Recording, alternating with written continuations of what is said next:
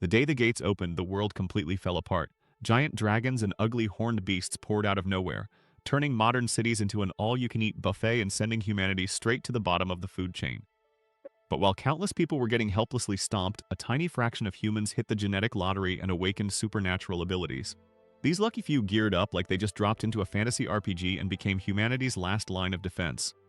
At the absolute top of the food chain was our boy. Known as the Great Steel Emperor, this eye-patch-wearing menace could summon a literal hurricane of blades with a flick of his wrist, raining absolute hellfire down on the monster hordes. He was the ultimate savior. Until reality literally shatters like cheap glass. Our boy suddenly wakes up falling through the cracks of time, only to find himself upside down with a massive headache. He opens his eyes to a drill sergeant screaming at him and a whole platoon of conscripts eating dirt in a mandatory headstand punishment. Turns out in this world, anyone who awakens a skill gets legally drafted into the anti-monster troop. Our former savior realizes with absolute horror that he just regressed back to his grueling military service days. We cut to the AMT shooting range where the squad's rifles are stacked up, and our boy is about to realize just how weak his level 1 stats actually are. Cut to a military boot camp where a drill instructor is absolutely losing his mind over 9 missing bullet cartridges. The entire platoon is stuck doing headstands in the dirt as punishment, but our boy here is not sweating it at all. He casually uses a thread of blue magic to fish a hidden casing out of his buddy's collar and pops it right into his mouth like a breath mint.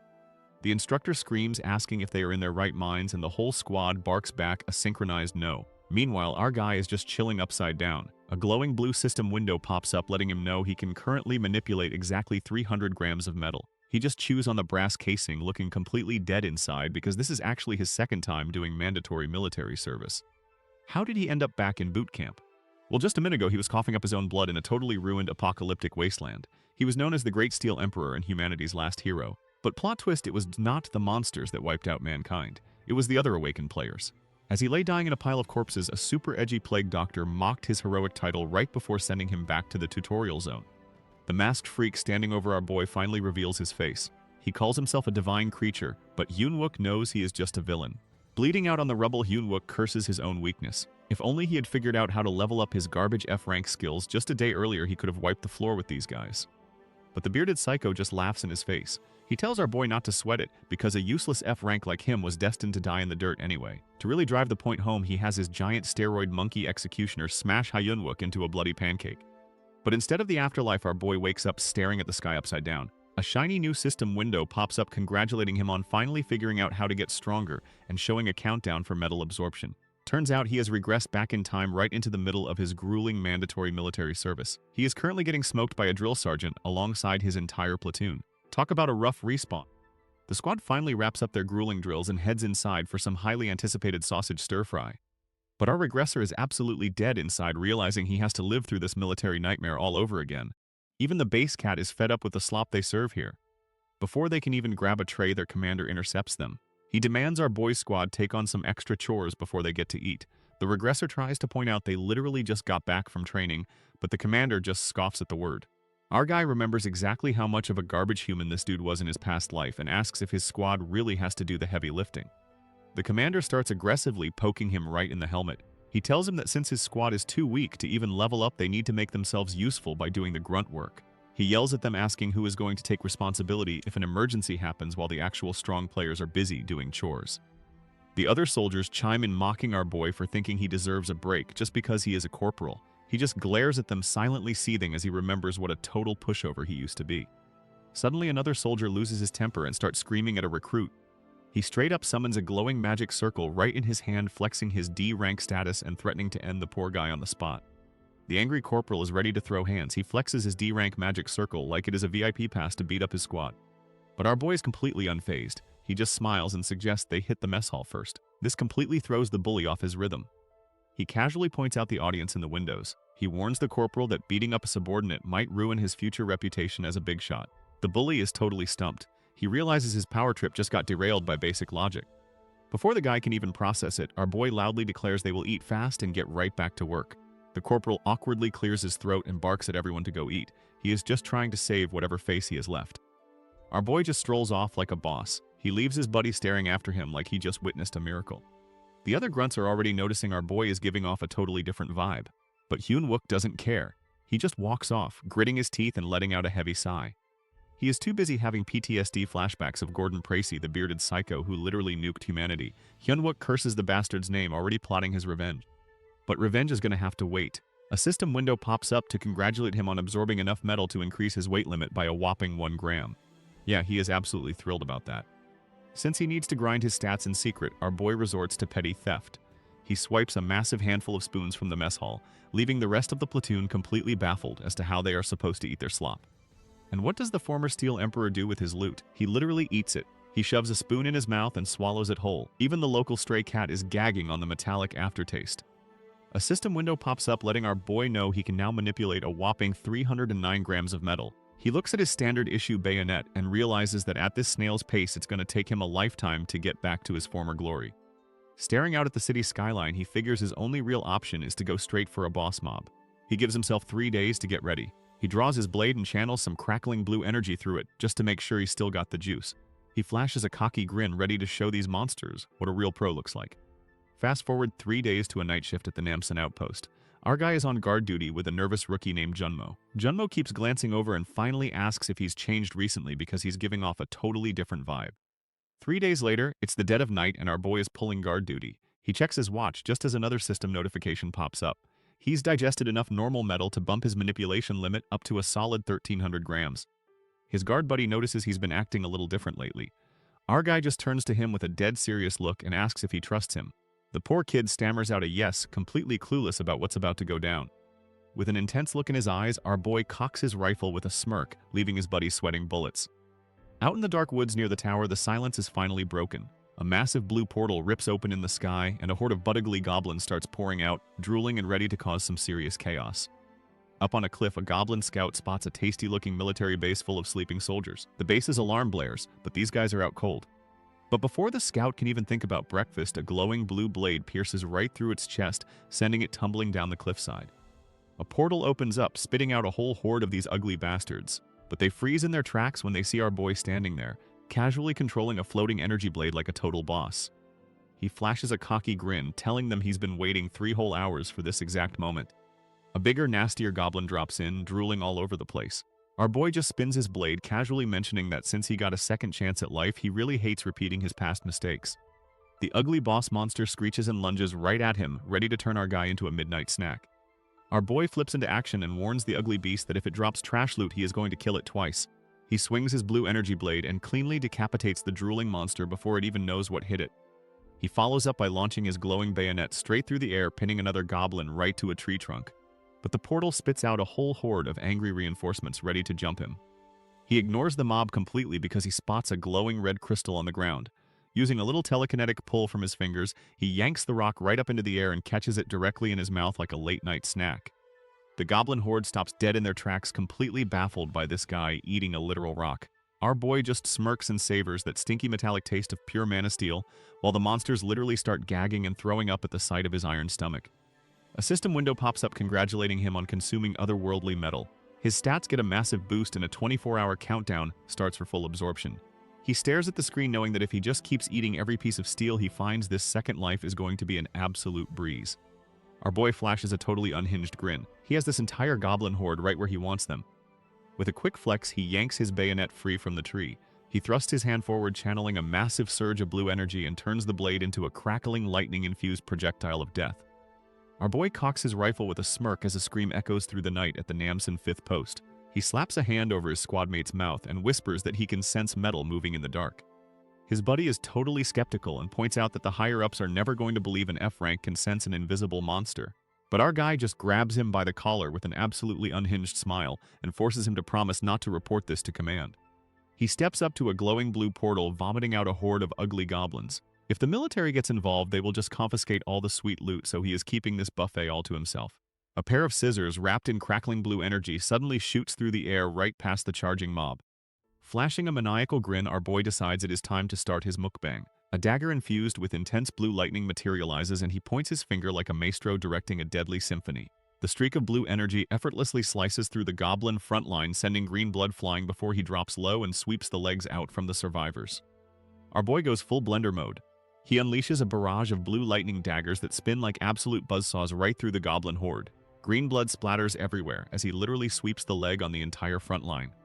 From high up in the trees, a massive goblin boss watches his minions get turned into minced meat. He lets out a thunderous roar, but our crazy soldier just looks up with a psychotic grin. He tells the big guy to keep screaming because he is loving every second of this slaughter.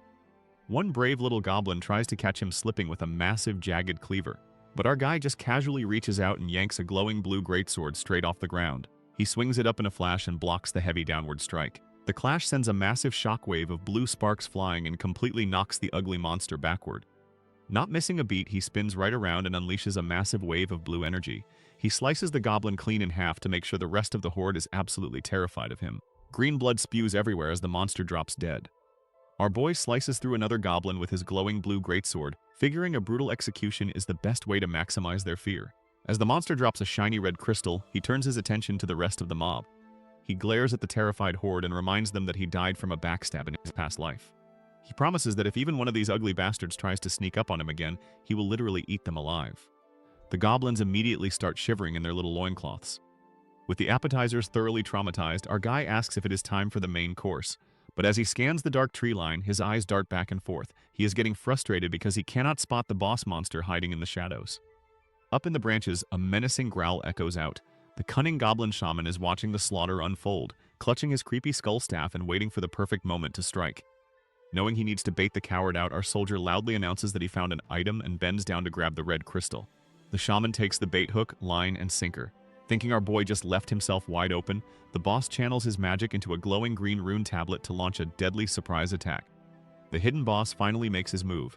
Flashing a wicked grin, the goblin shaman shatters his runic tablet to cast a massive spell. He thinks he has our boy dead to rights since the soldier is distracted trying to scoop up some shiny ground loot.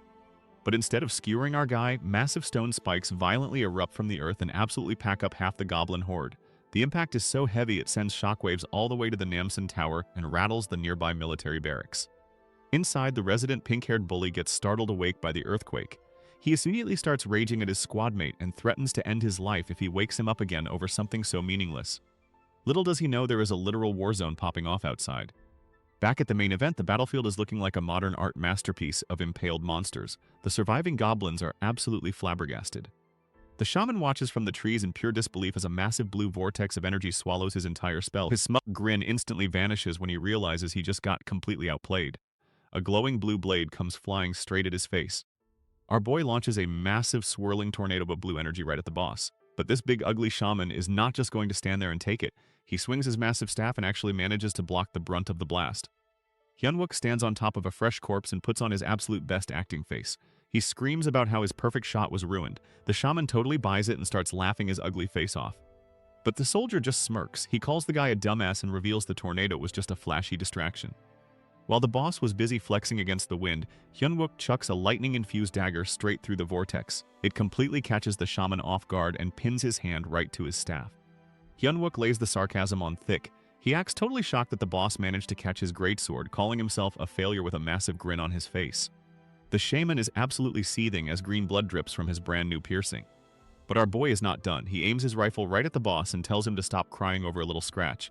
He orders the ugly monster to get down here so he can slice the whole pack up in one go. But behind that cocky smile, his eyes are dead serious as he calculates his next move. The polite soldier gets caught lacking as a massive ugly orc drops from the trees ready to slice him into ribbons. Luckily, our boy is on high alert. He screams at his squadmate to hit the deck and instantly blasts the leaping monster right in the chest. He follows up by chucking a blue energy blade straight at the beast, but this ugly guy is built different.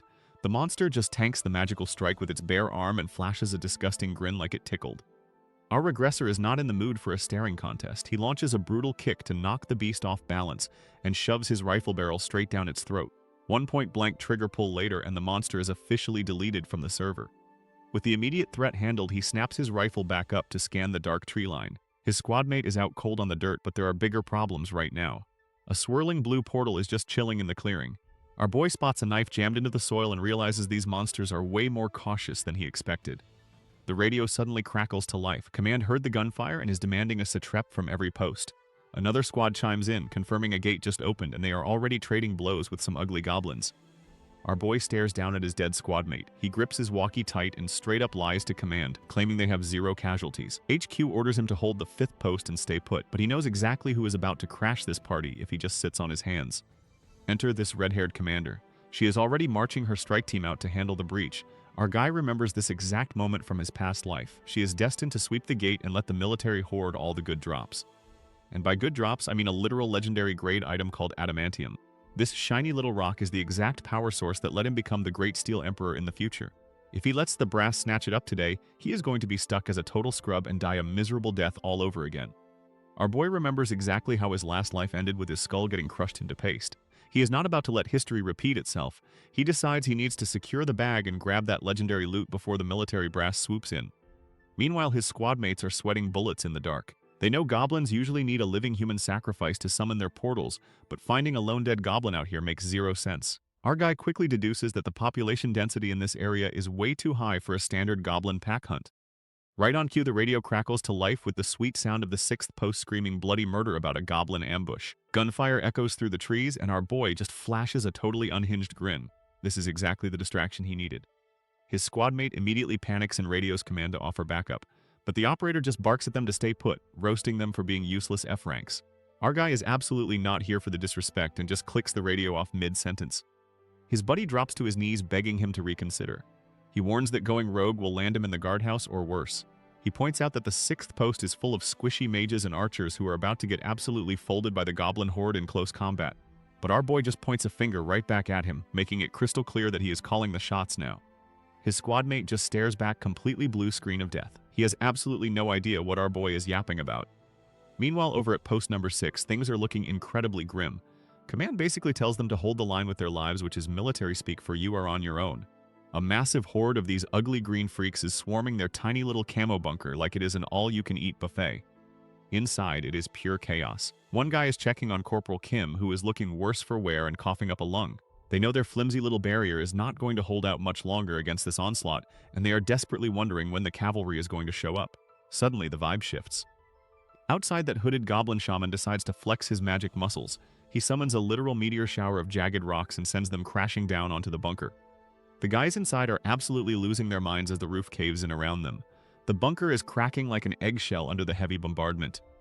Knowing that if the goblins break in, they will be dragged to an altar and have their hearts ripped out while they are still breathing, one of the soldiers just snaps. He flashes a grim, dead-eyed smile and readies his rifle, figuring a quick exit is way better than being goblin chow. His buddy is left sobbing in absolute despair as the rocks continue to hover outside, ready for the final blow. The goblin shaman is out here playing Rock Simulator, and the squad is panicking. The radio barks orders at Private Park to load his bow, use his fire skill, and aim for the light. Park is sweating bullets, wondering what light they are even talking about. He aims his crossbow, thinking he is way underleveled for this raid. He sparks up his fire skill, but complains he cannot see a damn thing through the floating debris. Suddenly, a bright cross flashes in the dark. Our boy Hyunwook, casually surfing a goblin, points at the light and tells the archer to just aim. He declares he will be the one pulling the trigger. With a flick of his finger, he uses his metal magic to remotely snap the crossbow's trigger, scaring the absolute life out of Park. The flaming arrow zips through the air like a heat-seeking missile and perfectly skewers a goblin in the back. The impact triggers a massive explosion, sending a nearby soldier tumbling backwards. The flaming arrow finds its mark, piercing straight through a goblin's chest and detonating in a fiery explosion. Our boy is playing Puppet Master with the archer's crossbow, and it is working perfectly.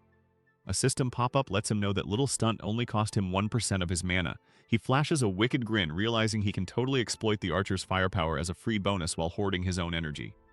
Another goblin gets tagged, and the squad celebrates the hit. But the hooded boss monster is watching, and he is absolutely fuming.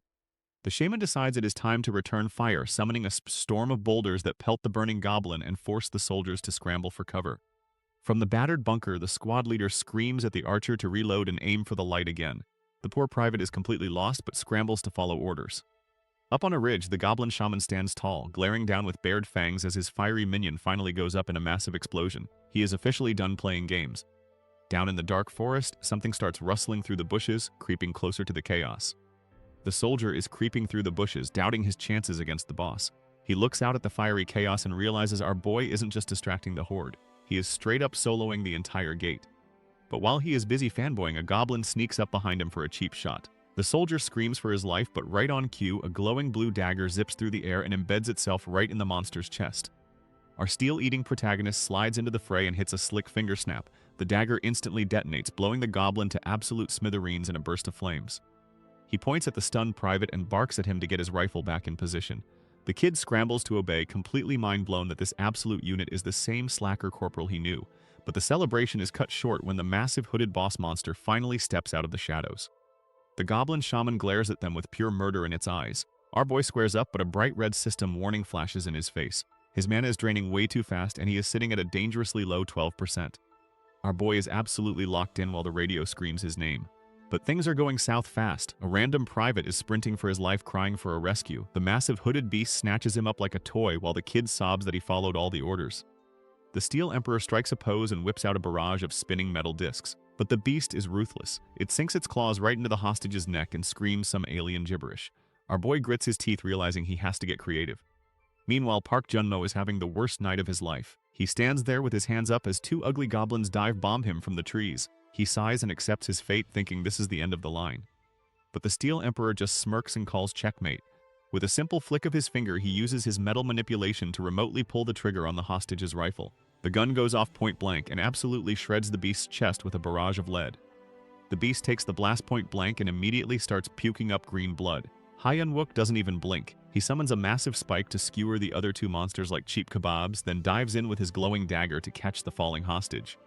Junmo is absolutely losing his mind on the ground, but our boy just flashes a psychotic grin and tells the monster to eat up.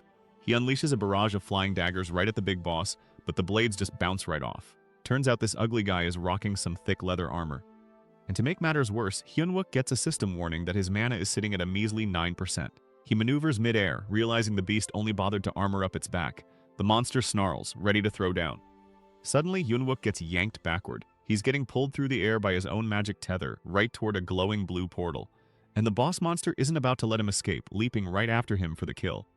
Our boy spots the shaman rocking a necklace made of literal steel bullets. Talk about a fatal fashion choice. His mana is sitting at a critical 7%, but that is more than enough for a metal manipulator to work with.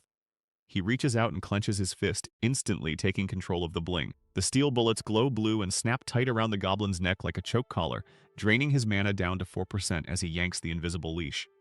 The shaman desperately claws at his own throat as he gets violently yanked out of the sky. Our guy puts his entire back into the throw, slamming the ugly caster straight into the dirt with a bone-shattering crunch. A system window pops up to announce his mana has officially hit 0. He hunches over panting, cursing this weak-past body for running out of gas so fast, but before he can catch his breath, a massive holy flare shoots into the night sky.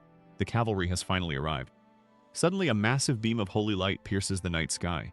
The cavalry has finally arrived, and leading the charge is the red-haired commander herself, Lieutenant Seo Yunha. But our boy isn't about to let the military steal his hard-earned loot. He rips right into the boss monster's chest cavity and yanks out the glowing purple prize. It is covered in some seriously nasty green slime, but desperate times call for desperate measures.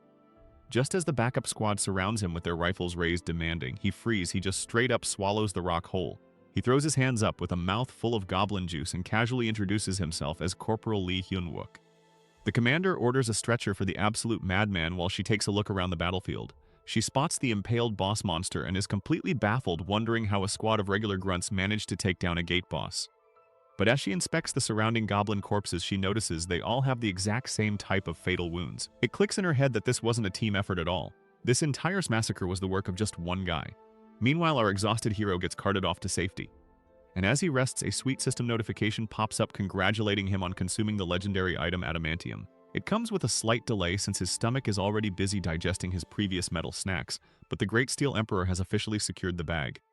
Our boy is strapped to a stretcher, giggling like an absolute maniac. The system chimes in to let him know the adamantium he just swallowed whole is enchanted. It promises to grant him new magic skills and a massive undeterminable boost to his weight and mana capacity.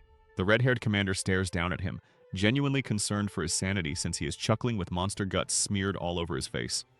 But the notifications do not stop there. The system congratulates him on downing a legendary item and unlocks a brand new rare ability. He can now detect every single piece of metal within his range of control. His eyes snap open as he immediately puts his new radar to the test.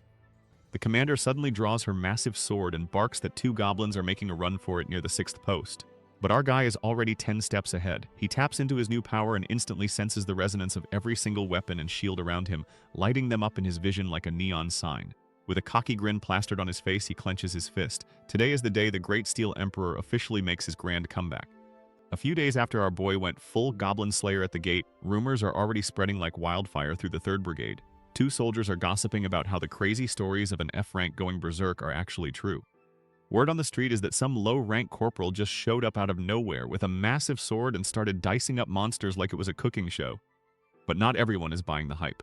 Sergeant Osanguk is practically foaming at the mouth, screaming that it is all fantasy nonsense and complaining that the unit is losing its edge. To prove his point, his giant lackey decides to take his anger out on a smaller recruit. He grabs the poor guy by the ear, mocking him for dropping his salute before the sergeant officially accepted it. The big guy sarcastically asks the kid if he thinks he can just rip goblins apart with his bare hands and solo a gate raid now. The terrified private obviously stammers out a hard no. The sergeant completely dismisses the rumors. Since he did not see the boss fight with his own eyes, he figures the workers just got lucky and finished off a few weak stragglers. The giant flashes a creepy smile, clearly plotting to put this supposed F-rank hero back in his place. Cut to the military base where our boy is taking the walk of shame straight to the principal's office. Or in this case, the battalion commander's room. He steps inside and throws up a crisp salute, but internally he is sweating bullets. He figured since he literally saved everyone, they would just let his little insubordination slide. But nope, he is facing down the heavy hitters. We got the B-rank Black Paladin Seo Yunha looking like she could step on him, and the C-rank Wizard Lee Minhee. But the real boss battle here is the battalion commander himself. This scarred-up B-rank druid is ranked 166 in the whole country, and he is not looking happy. He demands to know if our recruit really disobeyed direct orders to solo the first wave of the gate. Our boy takes a deep breath, knowing one wrong word means a one-way ticket to a court-martial. So he puffs out his chest and hits them with the most confident "yes sir" imaginable, claiming he just seized his initiative to respond to the outbreak. The commander is absolutely flabbergasted, pointing out that an F rank like him should have been ripped to absolute shreds out there. Our guy swallows hard, but a tiny smirk creeps onto his face. He has got a plan to talk his way out of this, and he is about to play these officers like a fiddle. The orange-haired lackey tries to chew our boy out for his blatant insubordination, but the big boss immediately raises a massive hand and shuts him down. Our boy goes right into his defense attorney bag. He asks the commander if he remembers his favorite training speech. You know, the one where he claims even a trash tier E rank can take down a troll if they just follow the tactical textbook. The red-haired lieutenant is actually impressed by the sheer audacity. The commander listens closely as our guy admits he totally ignored the order to wait, but his past life self is grinning like an absolute menace because he knows exactly what buttons to push. He throws the commander's own words right back in his face, reminding him that a true soldier ignores ranks and fights with everything they have. He lays the flattery on incredibly thick, claiming he only risked his life because he respects the commander so much. He bows his head and says the big guy's true military mindset is the only reason he endures being mocked as an F rank. And it is a massive critical hit. See, this commander is a living legend who almost died fighting orcs back when the gates first opened. But instead of retiring, he marched right back to the front lines without a single second of hesitation. Our boy flashes a smug grin. He thinks he just played this guy like a fiddle, but then a massive hand clamps down on his shoulder. The towering commander pulls him in close. Hyunwook looks up with a nervous smile, expecting a pat on the back and a slap on the wrist. Instead, the big guy goes full Super Saiyan. He stares deep into our boy's soul and commands him to become a non-commissioned officer. Right on cue, a system window pops up congratulating him on unlocking a brand new D-rank skill called Steel Physique. Talk about a massive level up right in the middle of a scolding. The orange-haired lackey is completely flabbergasted while the red-haired lieutenant just facepalms into the next dimension.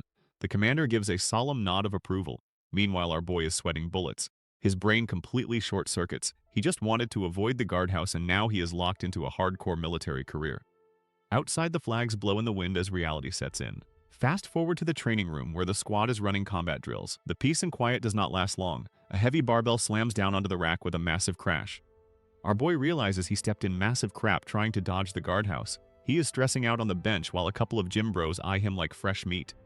He remembers his platoon leader warning him that nobody has ever become a non-commissioned officer in this unit before.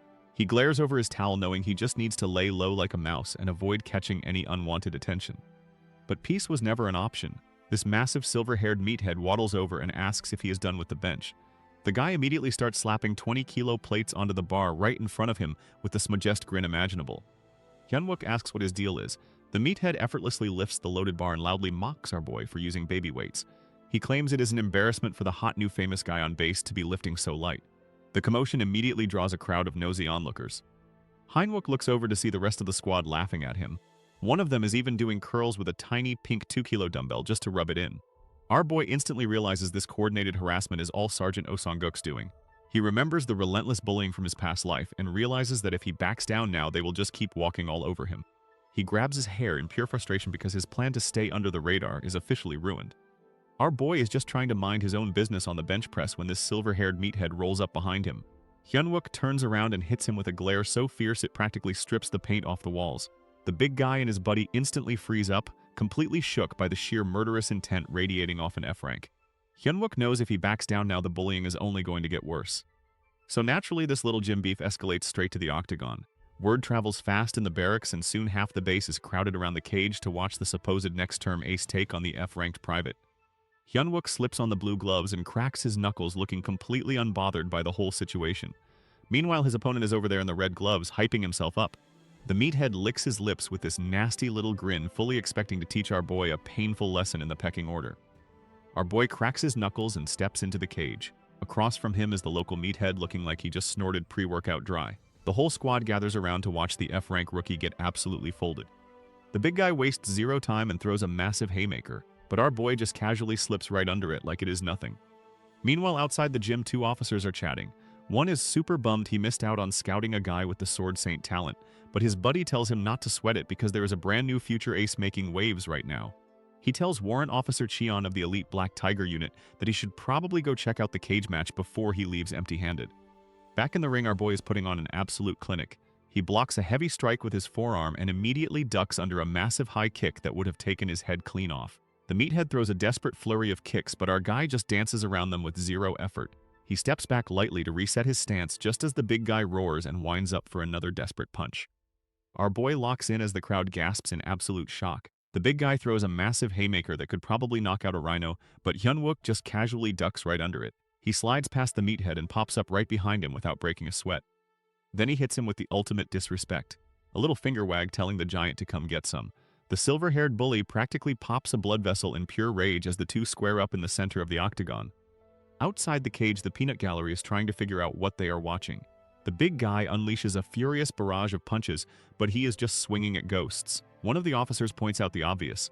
It does not matter how hard the guy hits if he cannot even touch his target. But another soldier chimes in that if even one of those meat hooks connects, it is going to be a one-way ticket to the Shadow Realm. The rest of the crowd is not having it, though. They start losing their minds and screaming at Wonsuk to stop going easy on the F-rank scrub. These guys literally bet their paychecks on the heavy favorite, and they are absolutely mauling watching their money go down the drain. The crowd starts flaming the big guy for going easy on his opponent, but Wonsuk is sweating bullets because his body suddenly feels like it weighs a ton. He throws a massive haymaker, but his boots are practically glued to the floor. Our boy is secretly flexing his metal manipulation magic with a subtle flick of his wrist. He is magnetizing the metal eyelets and laces on the meathead's boots, pinning his feet straight to the canvas. The big guy stumbles around like he is fighting underwater. Wonsuk throws a wide swing that misses by a mile. He is completely baffled as to why his body is lagging so hard. He tries to unleash a flurry of strikes, but our blue-haired protagonist just casually weaves through every single one without breaking a sweat. Hyunwook flashes a smug grin. He is pulling ambient metal from the gym equipment around them to keep the gravity turned up to 11 on his opponent. Wonsuk finally backs off and complains that his legs feel weird. Our boy just laughs and asks if things aren't going his way. This absolutely shatters the bully's fragile ego. Calling him F-rank scum, Wonsuk completely loses his mind and triggers a massive explosive power-up right in the middle of the cage. The peanut gallery is absolutely gagged as the big guy finally snaps. He pops his ultimate ability, activating body strengthening and going full berserker mode. His eyes glow red and his veins look ready to burst. But our boy just clenches his fists and drops into a defensive stance without breaking a single sweat. The instructor realizes this is way past a friendly spar now. He watches the standoff, comparing the giant meathead to an enraged buffalo charging straight at a leopard with hidden fangs. The size difference in the cage is actually comical. The instructor cracks a smile, totally invested in the bloodbath as the giant declares he is ending this fight right here and now. The meathead lunges forward with a massive haymaker, but our guy just casually slides right underneath it. The giant completely whiffs and crashes straight into the chain-link fence. Meanwhile, his fanboys in the crowd are cheering blindly, totally oblivious to the fact that their boy just caught nothing but air. The giant pulls his fist back and it is literally smoking. He stares at his trembling hand in absolute shock, realizing that the impact felt exactly like he just punched a solid wall of steel bare-fisted. The system pops up confirming his new D-rank skill. Our boy's forearms glow blue as they literally turn to steel. He flashes a cocky grin and hits the big guy with a classic "come at me, bro" gesture. The meathead absolutely loses his mind. He roars and throws a massive haymaker that could probably take down a building, but our boy just casually slides right underneath it like it is nothing. He shifts the steel transformation down to his foot and delivers a devastating kick straight to the gut. He immediately follows it up with a brutal downward strike right to the back of the head. He figures a good old-fashioned beatdown is the only cure for guys who let a little power go to their heads. The giant faceplants onto the canvas completely out cold. The entire crowd of trainees just stands there in absolute shock. The instructor watches from the sidelines with a huge grin. He realizes our boy is finally showing his fangs, and our boy does not hold back, jumping on top of the downed bully to rain down some extra ground and pound just to make sure the message is received. The instructor watches from the sidelines and compares our boy to a leopard finally sinking its teeth into a massive bull. He thinks that if the kid is a real beast, he better not let go of that neck. He needs to cut off his breathing completely and finish the job. But just when it looks like a wrap, the giant barbarian suddenly snaps out of it and grabs our blue-haired protagonist. He hoists him high into the air with one massive arm like a literal ragdoll. Sporting a nasty black eye, the silver-haired brute screams that he does not care what kind of cheap tricks our boy is playing. Hyunwook grits his teeth trying to break free from the iron grip. The giant roars for him to just die and violently slams him down toward the canvas. Our boy's eyes go wide with absolute panic as gravity takes over and he braces for a brutal impact. Our boy doesn't just dodge the massive punch. He leaps right into the air and wraps his entire body around the silver-haired giant's arm. He locks in a textbook flying armbar midair and sends them both spinning toward the canvas. The barbarian grunts in pain as they crash hard against the chain-link fence. He is completely baffled that this F-rank loser just pulled off a high-level submission hold on him. Up in the stands, the Green Beret officer is actually impressed. He realizes that if the big guy had followed through with his punch, he would have snapped his own arm in half. But he still doubts a normal player can actually submit a barbarian using body strengthening. And he is right on the money. The silver-haired meathead just flexes his massive biceps and lifts our boy right off the ground. He taunts him for struggling and swings his trapped arm down with brutal force to smash the kid into the floor. But our boy is already 3 steps ahead. Instead of taking the slam, he shifts his grip and bends the giant's fingers all the way back. The barbarian panics at the sudden joint manipulation, giving our boy the perfect opening to release the hold and slip away completely unharmed. Our boy doesn't just take the disrespect. He twists midair and locks the big guy into a textbook flying armbar on the way down. The silver-haired meathead is completely stunned, realizing his arm is caught in a vice grip. The Green Beret instructor watching from the sidelines is hyped, praising his killer instincts. But the big guy just flashes a cocky grin. He thinks he can just muscle his way out of this little predicament with pure brute force. He pops a D-rank body strengthening skill to juice up his muscles. But reality hits him fast. Even with the magic steroids, his raw strength isn't enough to break the hold.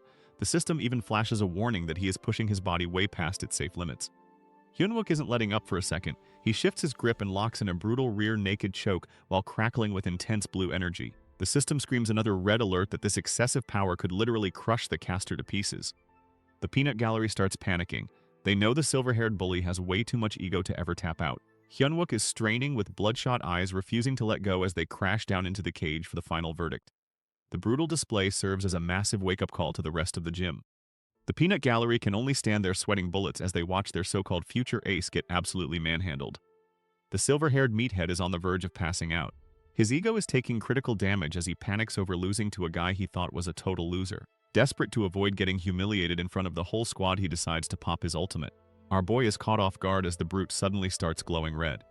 The guy activates a D-rank body strengthening technique. His muscles swell up like balloons and completely shred his shirt to pieces. He lets out a massive roar and shatters the ground beneath him like he is going Super Saiyan. But plot twist, our boy does not let go. He keeps that rear naked choke locked in tight. The Green Beret instructor watching from the sidelines just smirks. He knows that all those extra muscles do not mean a thing if the guy cannot breathe. The silver-haired giant thrashes around, but our boy just screams and squeezes even harder. He cuts off the oxygen supply until the brute's eyes literally roll into the back of his head. With one final heave, our boy slams the unconscious giant into the dirt right in front of the totally stunned crowd. The peanut gallery is absolutely flabbergasted, but the Green Beret instructor is grinning like he just found a winning lottery ticket. Our boy stands tall over his unconscious victim while a giant spectral leopard flexes behind him just to rub it in. The silver-haired bully is out cold on the mat. Later that night outside the barracks, a whole squad of guys is struggling just to roll the massive meathead over. They are just thankful the guy is still breathing. His buddy comes sprinting in with a towel like a total fanboy. He tries to check if our guy is hurt but gets a stiff arm to the face for his troubles. The sergeant who orchestrated this whole mess is watching from the sidelines. He is looking incredibly salty about his ace getting folded like a lawn chair. But our boy just locks eyes with him, giving him that cold blue stare. Suddenly, the warrant officer steps right up to him. Our guy snaps a crisp salute. The officer returns it and praises the absolute beatdown he just witnessed. He then whips out a sleek black card with a tiger logo and asks if our boy is interested in joining the elite special warfare unit. The peanut gallery absolutely loses their minds. Getting scouted for the elite black tiger unit right out of basic training is basically unheard of. The Green Beret officer ignores the gaping mouths around them and tells our boy they need a ruthless warrior just like him. But our guy is having some serious PTSD flashbacks to his past life. He knows the military is just a giant meat grinder full of corrupt politics and villain groups waiting to stab him in the back. The officer asks if he is going to leave him hanging all day, so he politely takes the black card and thanks him for the kindness. He throws up a crisp salute and says he will think about it. Meanwhile, one of the local haters is literally shaking with rage in the background watching our boy secure the bag. Stay mad, bro. Later that night, the scene shifts over to the battalion commander's office. Inside, the scarred commander is sipping tea with the Green Beret officer. He asks how the Black Tigers are holding up these days. The officer admits they are always chronically short on staff. The commander chuckles and complains that the big corporate guilds are always poaching their best talent the second they hit C rank, leaving the military to pick up the scraps. The Green Beret officer narrows his eyes. He is definitely cooking up a scheme. The scarred commander chuckles over his fancy teacup. He asks if the tactical instructor is just here to poach their fiery sword prodigy. The officer flashes a totally fake smile and casually mentions he heard the guy was on vacation anyway. They lock eyes in a tense standoff. The commander stares down into his brew and catches the officer's smug reflection. He admits he actually found a much more interesting toy to play with. A quick memory flashes of a terrifying hunter absolutely dripping with blue lightning. The commander drops the friendly act right there. He crosses his massive arms and gets down to business while the officer just stands there looking incredibly smug. Later that night outside the barracks, our boy is literally sprinting for his life just to escape his overly attached fanboy. Up in his office, the commander watches the entire track meet from his window. He dials up his intel guys and orders a full background check on our metal eater. He tells them to go ahead and take care of the corporal. Up in his office, the scarred battalion commander is making some shady phone calls. He orders his intel guys to dig up absolutely everything on our boy's past before he joined the military. Meanwhile, down on the track, our steel-eating protagonist is fighting for his life against a totally different kind of monster. A Stage 5 clinger. This random fanboy is literally hanging off his face, begging to learn his secrets while our guy just wants to finish his cardio in peace. Watching the circus from his window, the commander gives the green light to handle the corporal his own special way. Down below, our boy is sweating bullets and regretting every life choice that led him to this exact moment. The commander just flashes this absolutely unhinged villain smile. He figures whatever happens next is entirely our guy's fault for standing out so much. Meanwhile, on a busy evening in Itaewon, a little kid spots a long tail darting past a restaurant. Thinking he just found a stray monkey, he chases the critter down a dark alleyway. But surprise, surprise, it is definitely not a monkey. It is a snarling demonic rat monster, and it brought friends. A massive portal rips open behind it, unleashing a whole horde of these ugly things right into the city. Cut to our boy looking absolutely starstruck. He is chilling in the battalion armory with the red-haired officer who drops a reality check. She tells him that despite his recent solo carry at the gate, his stuck-up platoon leader still does not believe in him. Our guy remembers his old bully of a commander from his past life and realizes some things never change, but he honestly could not care less right now. Whether they believe him or not is in the past, and he is just here for the free loot. But the officer is not letting him off that easy. She turns around and hits him with a sharp, questioning glare, clearly suspecting he is hiding something. The red-haired lieutenant corners our boy, demanding to know how a lowly F-rank soloed an entire goblin wave. But instead of answering, he just casually picks up a wooden training sword and starts practicing his swings right in her face. She barks at him to stop deflecting and pick a proper weapon from the armory instead of a literal stick. The system window pops up, calling it the Cloud Blade. It absorbs water and releases wet fog, which sounds like absolute garbage tier loot. But our regressor knows better. In his past life, this exact stick was wielded by a legendary sword saint. Its true name is the Dark Hand of the Cloud Master. According to myth, it represents the Thunder God, and when fully unleashed, it can summon lightning strikes powerful enough to solo a mid-sized dungeon. Hyunwook smugly declares that combining his steel manipulation with literal lightning is an absolutely broken combo. He is taking the stick, and there is nothing she can do about it. Before she can argue that a wooden toy is a terrible reward for saving the base, he cuts her off. He says there is zero time to browse the armory anyway. Right on cue, a massive emergency alarm blares across the mountain. The alarm blares across the base, sending everyone scrambling out of bed like it is a fire drill. But our boy Hyunwook is cool as a cucumber. The red-haired lieutenant notices his chill vibe, realizing he totally saw this coming. Cut to the streets of Itaewon, which are currently on lockdown. The Fancy Pants Blue Flower Guild rolls up, looking like they just stepped out of a fantasy RPG. The regular grunts are drooling over their designer armor, dreaming of that sweet guild money. Meanwhile, Hyunwook is playing drill sergeant with his squad. He gives them the rundown on the kobold gate they are facing, warning them about poison needles and gas. When one guy tries to slack off and roll up his sleeves, Hyunwook shuts him down fast, reminding him that these little monsters will literally gouge their eyes out if they are not careful. He orders everyone to double-check their gas masks. Of course, the peanut gallery has to chime in. Those same two grunts from earlier stroll by, mocking Hyunwook's squad and calling them a trash unit playing pretend. The support squad is looking absolutely miserable while getting roasted by the other units. But our boy Hyunwook isn't taking the disrespect lying down and shoots a literal death glare at the haters. He specifically calls out this guy Kwak Jincheol, warning him that kobolds love to slip past the front lines and to keep their gas masks handy. But Jincheol just laughs it off, calling Hyunwook a dumb sidekick. Hyunwook just shrugs, basically saying don't come crying to me when you're choking on poison gas. Hyunwook's squad is fuming at the disrespect, but he snaps them out of it. He yells at them to wake up, reminding them that this isn't a training exercise and they could actually die out here. That gets them fired up, and they shout back in unison, ready for orders. He explains that since kobolds are tiny little menaces, they need to rig the sewers and tight spaces with motion sensors. He gives them 20 minutes to get it done, and they scatter to work. Meanwhile, a couple of the guys notice that their corporal is acting way more intense than usual today. Back at the barricade, our boy is staring absolute daggers into his squad mate. He is having a massive PTSD flashback to his past life where this exact moment went horribly wrong. In his memory, a poison dart zips through the air and tags him right in the jugular. He drops like a sack of potatoes as his helmet goes flying. Before anyone can even process the hit, massive geysers of green gas erupt all over the street. The squad starts choking on the toxic fumes as panic sets in and someone finally screams to mask up. But it is way too late. A horde of vicious kobolds swarms out of the fog and starts absolutely slaughtering the blinded soldiers. Past Hyunwook is completely paralyzed on the ground listening to his men scream for their lives. And just when things could not get any worse, a massive demonic kobold boss drops right on top of him with absolute murder in its glowing eyes. The flashback hits hard. Our boy remembers the exact moment it all went wrong in his past life. A grinning ugly kobold looms over him, ready to turn him into a shish kebab with a jagged blade. But right before the fatal strike, his buddy Junmo comes flying in with the clutch tackle. Junmo checks on our paralyzed corporal, completely ignoring the fact that the monster is already back on its feet and absolutely fuming. Hyunwook desperately tries to shove a gas mask onto Junmo's face, begging him to run. But Junmo is just confused, and before he can even finish his sentence, the kobold takes his head clean off. Hyunwook is left screaming in a puddle of his best friend's blood. Snap back to reality. Junmo is standing right there, head fully attached to his neck, wondering why his corporal is staring at him like he just saw a ghost. Hyunwook locks in. The squad finishes setting up the motion sensors, and our boy calls out to Junmo, ready to make sure history does not repeat itself. Junmo enthusiastically swears to follow any order our boy gives him. So Hyunwook tells him that when he gives the signal, Junmo needs to take the squad and get the hell out of the operation zone. Junmo is absolutely flabbergasted.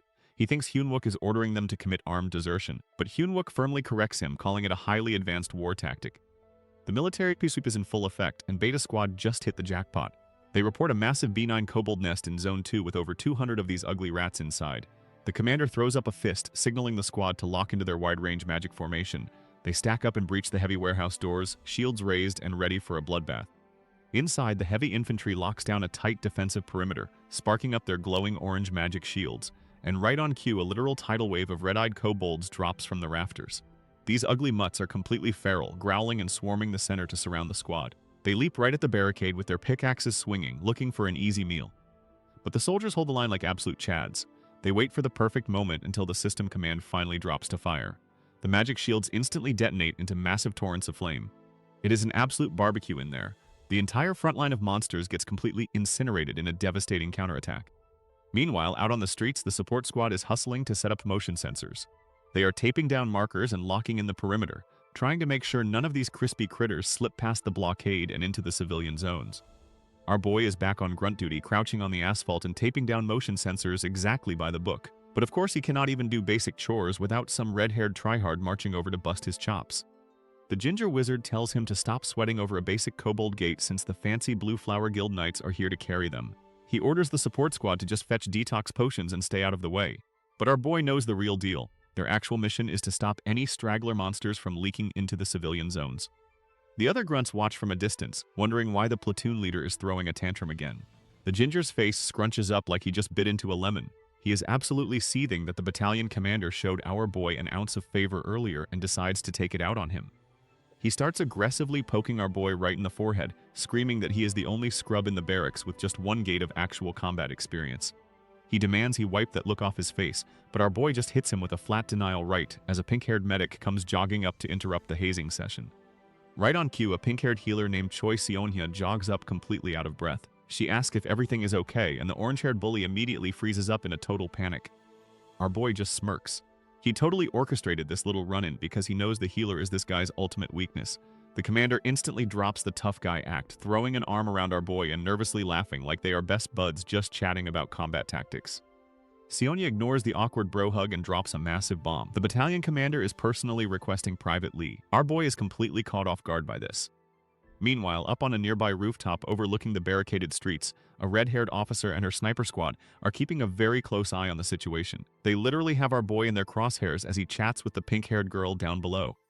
Oblivious to the sniper scope, he tells Sionia to ignore the toxic platoon leader. She hits him with a playful wink and promises to finish setting up the motion sensors so he can go. Our boy lets out a heavy sigh, but his eyes narrow. He knows time is running out and he needs to figure out what the big boss actually wants. Up on a nearby rooftop, the red-haired lieutenant and her sniper squad are just chilling. The sniper questions why their elite attack squad is babysitting a basic kobold raid. The lieutenant just shrugs it off. Orders are orders, and the big boss wants them here. Meanwhile, our boy reports to the temporary command post. He walks in to find the scarred battalion commander and the special warfare recruiter waiting for him. This is definitely not a casual chat. Hyunwook gulps, feeling the pressure. The commander drops a massive bomb. He wants to put our guy to the test by making him the temporary squad leader of the first platoon for the upcoming strike mission. Hyunwook is absolutely floored. In his past life, this commander didn't even know he existed. He realizes he needs to snap out of it and play this smart. He immediately protests, playing the inexperienced rookie card. He argues that he has only ever been in the support squad and that risking the first platoon in a real battle is pure madness. But the commander isn't having any of it, shutting him down instantly. His word is law. Our boy is sweating bullets trying to get out of this promotion when the radio suddenly blares to life. The dispatcher screams that the boss monster has left the nest and orders all personnel on the red ground to stay on high alert. Hyunwook grits his teeth. He knows exactly what this means. The kobolds are about to ambush the rear support squad way earlier than they should. If he stays in this room playing politics, his entire squad is going to get wiped out. He snaps to attention and tells the scarred commander he has something urgent to say. The big guy tells him to speak his mind. Hyunwook drops whatever excuse he needs to get out of that room fast. Up on the rooftops, the red-haired sniper is keeping watch through her binoculars. She spots our guy absolutely booking it down a back alley and tilts her head in confusion. Why is a random private sprinting away from the command post like his life depends on it? Hyunwook pushes his legs to the absolute limit. He sprints down the empty asphalt, screaming at the top of his lungs for the support squad to watch out for the gas. His warning triggers the emergency systems. Massive red alarms start blaring across the entire city block as the invasion officially kicks off. The alarm blares and catches the squad completely off guard. The pink-haired medic freezes up as the siren echoes through the streets. Suddenly, massive green spikes violently erupt right out of the asphalt. The deadly trap tears through the military convoy and sends the grunts scrambling for cover. A thick toxic fog instantly swallows the entire block. Our boy shields his face against the noxious gas and realizes this ambush triggered way faster than it did in his past life. Outside the temporary command post, our boy marches right up to the scarred battalion commander with a massive chip on his shoulder. The boss tells him to speak his mind, and our guy immediately chooses violence. He brings up the commander's ultimate sore spot, reminding the big boss that he got his entire platoon wiped out on his very first mission. The commander flinches hard while his lackey in the back nearly has a heart attack from the sheer disrespect. Standing tall at the end of the briefing table, our helmeted hero keeps spitting venom. He is absolutely livid about being ordered to lead a combat squad just to babysit some bottom-tier support unit. He looks the boss dead in the eye and asks if regular soldiers are just expendable meat shields to him. The commander tries to wave it off as a simple misunderstanding, but our guy completely cuts him off and stands his ground. Internally, our boy is screaming. He is flashing back to his past life and remembering a one-eyed comrade who died in this exact raid. It is incredibly frustrating that he cannot just tell them he knows the future. Instead, he argues that putting a rookie like him in charge of someone else's squad is a guaranteed death sentence for the troops. He flat out declares that if the price of the commander's validation is the lives of his comrades, he will gladly disobey direct orders. The scarred boss just sits there in absolute silence, letting the heavy words hang in the air. His subordinate immediately loses his mind, screaming that defiance during wartime is a literal capital offense. But on the outside, our guy remains completely stoic, even while his inner past life ghost is throwing an absolute temper tantrum about how everyone is going to die if they do not listen to him. Back at the command post, the scarred commander finally caves to our boy's stubborn demands. He gives the green light for the original support mission, but barks that he will face the consequences of disobeying orders later. Our guy is just relieved he can go save his squad from the impending doom he remembers from his past life. Cut back to the present where the streets are completely flooded with a thick green toxic mist. The boss monster pulled a fast one and dropped a massive poison cloud, catching everyone off guard. Our boy crouches down in the thick of it, trying not to breathe in the spicy air. But he came prepared. He reaches into his military inventory bag and pulls out that seemingly useless wooden sword he snagged from the armory earlier. He pops open a canteen and dumps water straight onto the blade. The system chimes in confirming the cloud blade is absorbing the liquid to release a purifying wet fog. The absorption rate ticks up, but right now he is flying completely blind in this toxic soup. He grips the glowing sword and scans the area, desperately hoping he is not too late to save his buddy from becoming monster chow. Bullets fly through the thick green smog as the ambush hits hard. The rat monsters are absolutely relentless. One of the grunts gets pinned down by a pickaxe-wielding freak and screams for his life, begging for backup. Our curly-haired boy Junmo pops up from behind the barricade and unloads his clip into the horde. He screams at the overgrown rodents to back off his squad mate, but these things are out for blood and keep swinging their mining tools like absolute maniacs. The entire front line is collapsing into a total bloodbath. Guys are dropping left and right, clutching their guts, while the support squad desperately tries to hold the line from their makeshift bunker. Someone screams for the squad to fall back inside the barrier. One of the grunts manages to grab a bleeding comrade and drags him through the toxic sludge. They keep laying down suppressing fire, but it is barely making a dent. The wounded guy leaves a massive trail of red as they desperately try to pull him to safety.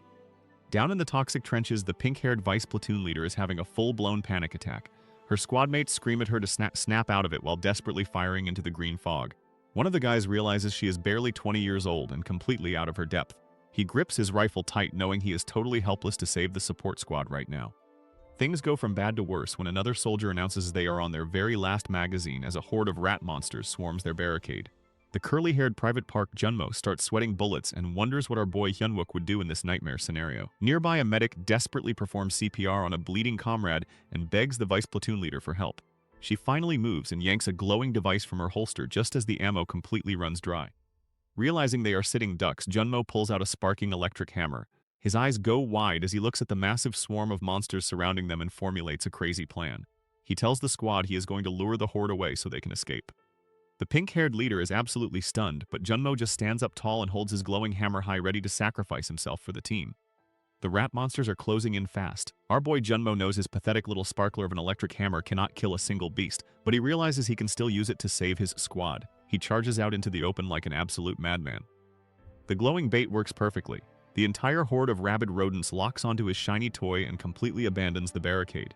Junmo screams at his team to take their chance and run for their lives while the pink-haired healer watches him sacrifice himself. With a literal army of mutated rats breathing down his neck, Junmo starts sweating bullets. He copes with his impending doom by thinking about his favorite corporal. He knows damn well that if Hyunwook was here, the guy would have absolutely used him as bait anyway. Suddenly, a massive blue energy wave slices through the toxic fog. The monsters are instantly turned into a bloody puree right behind him. Junmo blindly spins forward and smacks face first into a solid chest. He falls back onto his butt as a familiar voice calls him a rascal for talking smack. It is Hyunwook in the flesh holding the legendary Cloudblade he swiped from the armory. The system chimes in to explain that the wooden sword our boy grabbed earlier is actually the Cloudblade.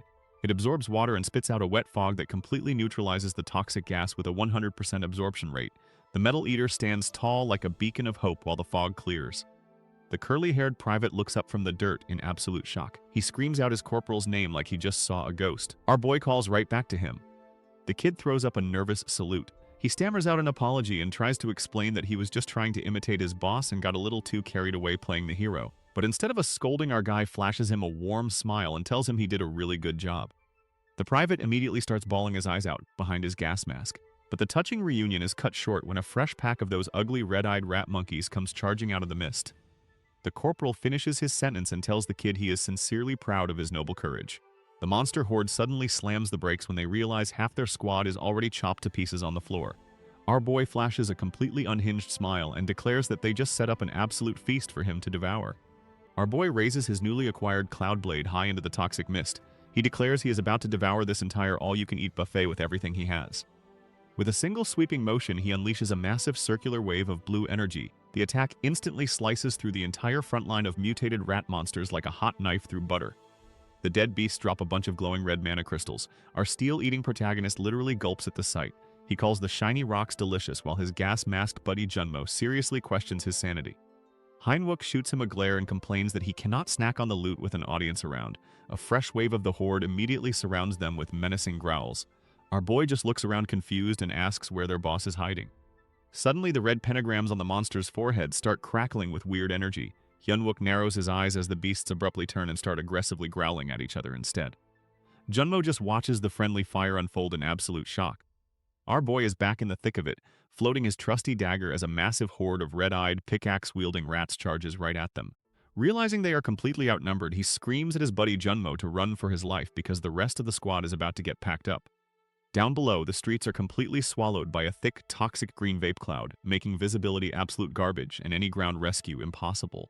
Up on the rooftops, the red-haired commander orders her sniper squad to hold their ground and pick off any stragglers trying to escape the gas zone to protect the civilians. But as she turns to leave, one of the snipers asks where she thinks she is going. She realizes our boy acted way too suspiciously earlier, like he already knew this exact disaster was going to happen. Needing answers, she swan dives straight off the building and into the toxic fog to find him. Meanwhile, inside the gas zone, things are going from bad to worse. The pink-haired healer is having a full-blown panic attack, crying for someone to save her while the rest of the squad is literally bleeding out.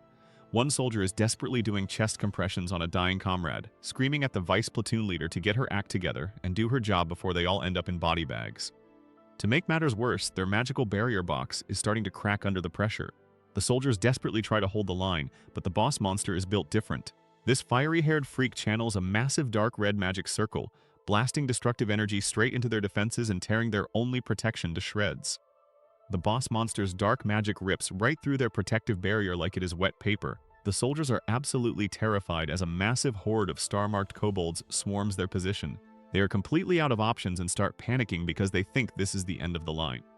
The ugly horned leader starts charging up another spell while his minions chase down the fleeing squad. He is grinning like he already won the jackpot and is ready to wipe them all out. But our boy Hunwook is not about to let his squad get slaughtered again. He charges in screaming and launches a glowing blue dagger straight at the boss. The monster barely dodges as the blade whizzes right past his ugly mug. But Hunwook was not actually aiming for his head. Using his metal control, the dagger pulls a sick U-turn in mid-air. It boomerangs right back and slices clean through the giant jar strapped to the monster's back. That glowing blue dagger boomerangs right back at the big boss. It slices clean through the massive jar strapped to his back. The beast slides to a halt and looks back in absolute shock as his precious cargo cracks wide open. But the big guy just flashes a menacing grin. Suddenly, a whole squad of these rat things with glowing red pentagrams on their foreheads come charging out of the woodwork armed with pickaxes. Our boy looks back and realizes they are completely outnumbered. He and his gas-masked buddy make a run for it, but these little freaks are relentless. One of them whips out a blowpipe and gets ready to fire. A massive barrage of needles rains down on them. Our guy goes full Jedi and uses his sword to deflect the incoming projectiles while shielding his partner. He screams at Junmo to get down before they both get turned into pincushions. The gas mask guy hits the deck just as our boy flexes his metal control skill. He freezes the entire barrage of needles in mid-air to shield his squad mate. But the system flashes a warning that he is pushing his transition speed way past his current limits. The strain is too much and he completely loses his grip on the massive greatsword. The heavy blade clatters uselessly to the ground right in front of the dark kobold mage, who flashes a nasty little grin. Our guy curses and switches to his rifle while keeping a glowing dagger hovering on standby. He unloads a spray of bullets, but these mind-controlled rats are way too agile and easily leap out of the line of fire. He grunts in pure frustration, realizing that standard scare tactics will not work here. Knowing it is way too dangerous to keep fighting out in the open with his buddy, he screams for an immediate retreat to the metal container. They sprint for their lives as the brainwashed kobolds load up their blowguns and unleash a fresh volley of toxic darts right at their backs. Hyunwook and Junmo make a mad dash for cover as a literal rain of darts comes flying at their backs. Our boy flexes his metal control to freeze the projectiles mid-air, letting them drop harmlessly to the ground as he vaults over a supply crate. He casually deflects a stray dart with a quick barrier, but the big bad kobold boss is lurking in the bushes, looking like he is ready to turn them into chew toys. Hyunwook finally regroups with the rest of the squad, flashing a cocky smile and apologizing for the delay. But the vibe completely shifts when he sees the absolute bloodbath waiting for him. The squad is getting shredded, and one of the privates is literally bleeding out on the floor. He demands to know what the hell the person in charge is doing, only to find their pink-haired healer curled up in a ball having a full-blown panic attack. Hyunwook screams that their guy is dying, but she is completely frozen in fear behind her gas mask. Our boy glares, realizing they are totally screwed if he does not snap her out of it right now. Realizing their only healer is currently having a full-blown meltdown, our boy decides a hard reset is in order. He barks out her name and grabs her by the helmet, forcing the crying pink-haired girl to look at him. Staring down at her with absolute zero chill, he gives her a brutal reality check. He asks if she wants the whole squad to get wiped out today and orders her to snap back to reality before they all become monster chow. Welcome back to Steel-Eating Player. Right now, the pink-haired healer is having a total meltdown. She is sobbing over their dying squad mate while the rest of the team just stands there in shock. But our boy Hunwook is not about to let this turn into a tragedy. He glares down at her and demands to know if she really wants to live with regret for the rest of her life. He hits her with that harsh reality check, and it totally works. She snaps out of her panic attack and calls out his name. Getting her act together, she whips out her spellbook and starts channeling some heavy-duty healing magic over the wounded guy. Hyunwook checks in on the status, and she admits the dude lost a ton of blood because she froze up, but she swears on her life she will not let him die today. With the medic finally doing her job, our boy flashes a cocky smirk. He casually announces he will be borrowing their greatswords and uses his metal manipulation to levitate a whole arsenal of blades around him. One of the gas mask guys stutters out a question asking if he is really about to do what it looks like. Hyunwook just grits his teeth and declares it is payback time. Meanwhile, a mysterious woman gets a phone call in the back of her luxury ride. She hangs up with a smirk and a massive pet spider chilling on her shoulder. Apparently something amusing just went down and she decides it is time to pay a little visit for consolation. She orders her driver to head straight for a Taewon. Back in the toxic mist, our boy struts right into the danger zone with his floating daggers ready to slice. He steps his boot right onto a purple tape X marked on the pavement. Above him, a whole squad of ugly rat monsters and boneheaded beasts are drooling over their next meal. They grip their weapons and think they are setting up the perfect ambush from the rooftops. But our guy just stands dead center on his little X mark, holding his blade high as his levitating daggers swirl around him like a deadly blender. He flashes a cocky smirk. He planned this whole thing out perfectly. He set up the motion sensors and kill boxes exactly where he wanted them using that center mark as his reference point. He closes his eyes to focus. He knows someone is pulling the strings behind the scenes and he is ready to find out exactly who. He activates his metal detection skill, sending a massive scan through the entire block. The blue pulse instantly lights up the hidden metal signatures of the rat horde lurking in the shadows. The rats think they have the drop on him, but they are dead wrong. Our boy snaps his eyes open and activates his metal control skill. Thanks to his iron-rich diet, he can now manipulate almost 3 kilos of pure flying steel. He leaps right into the fray like an absolute menace. The big bad boss monster can only watch in pure shock as our guy turns into a human blender. His levitating daggers whip through the toxic mist. They instantly slaughter the surrounding rat minions without breaking a sweat. One blade even zeroes in on a rat carrying a massive vase. But the flaming-headed boss is not just going to stand there and take it. It throws up a red magic circle to block the incoming strike. Our boy is slightly annoyed but keeps the pressure on. He directs his blades with a flick of his wrist and rains down a barrage from above. The beast holds its ground and keeps its shield up. Then the boss lets out a massive roar. It actually manages to redirect the glowing blades right back at our guy, leaving him completely stunned. The flaming-headed boss monster is not just taking the hit, it uses a red magic circle to catch our boy's blue glowing blades right out of the air. The Steel Emperor dodges the counterattack and screams at the overgrown rat to give back his stolen greatswords. But the system hits him with a fat error message. His metal control skill is capped at just under 3 kilos and the boss's magic is way too strong to override. Our guy is absolutely baffled that his cheat skill just got Uno reversed. While he is busy raging at the UI, the boss's brainwashed minions lock onto him. These little hexagram-headed freaks load up their blowpipes and unleash an absolute downpour of toxic darts. He tries to brace himself and swat them away, but there are just too many. The armored warrior gets completely peppered and drops to his knees behind some crates looking like a human pinkashan. Seeing the pesky human finally go down, the dark mage flexes its red magic and points forward, ordering the rest of the horde to move in and finish the job. The rat-faced goons think they have the drop on our boy, raining down a massive volley of blow darts. Hyunwook takes the hit head-on, ending up looking like a human pinkashan. The shaman grins like he just won the lottery, but he clearly forgot who he is dealing with. Hyunwook just shakes off the needles like they are minor inconveniences. Thanks to his newly unlocked steel physique, those tiny pricks did not even scratch his actual skin. Now it is his turn to play. He telekinetically launches a barrage of glowing blue daggers right back at the shocked horde. With a death glare that screams, "You little shits," he sends his blade spinning through the enemy ranks like a blender on max speed. Not satisfied with just ranged attacks, our guy gets up close and personal. He swings his blade with a massive shout, unleashing a brutal blue energy slash that completely bisects one of the ugly mutts right down the middle. The momentum of his strike whips up a massive swirling tornado of wind and blue energy. The vortex sweeps through the city streets, pulling in the trash mobs and scattering them like absolute garbage. The vortex finally clears up, leaving our boy standing tall amidst the settling dust. The dark mage is absolutely flabbergasted that his entire squad just got wiped out. Hyunwook points right at the ugly mutt and calls him out. It is time to settle the score once and for all. The massive green tornado finally starts to dissipate, and our boy spots his target. He calls out to the horned mutt, declaring that it is finally time to settle the score. The beast just growls back, baring its fangs and clutching its wavy dagger. But our guy isn't intimidated in the slightest. He readies his blade and charges straight into the lingering green fog. He tells the monster that struggling is completely pointless now. He asks if it has any idea how much effort he put into making sure they were the only two left standing on this battlefield. To avoid getting ambushed, he activates his metal detection skill. The scan highlights the boss crouching between two abandoned vehicles. But something is off. The scan shows the monster's dagger glowing blue, but the beast itself is completely motionless. Our boy pauses confused as to why it isn't making a move. Suddenly, he is forced to leap back as jagged red energy fissures erupt across the asphalt. The sneaky rat was just channeling a massive spell right under his feet. But before our boy can even swing, a glowing red whip wraps around his ankle and yanks him right off his feet. The masked beast growls from the shadows, ready to play with its food. With a flick of its wrist, the monster launches our guy high into the toxic sky like an absolute ragdoll. He is caught completely lacking as gravity takes over and sends him plummeting back down to Earth. He slams into the pavement with enough force to kick up a massive shockwave through the green fog. The entire street goes dead silent. The beast reels in its energy whip and hits him with the smudgiest grin you have ever seen. It calls him a little rat, fully expecting that drop to have turned our boy into pavement paste. But the soldier just stands right back up in the middle of the crater.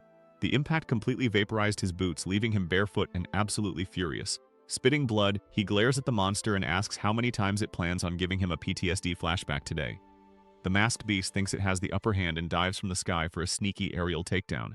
But our boy has his senses dialed to 11. His eye flashes as he catches the movement. He brings up his rifle just in time to block the razor-sharp claws.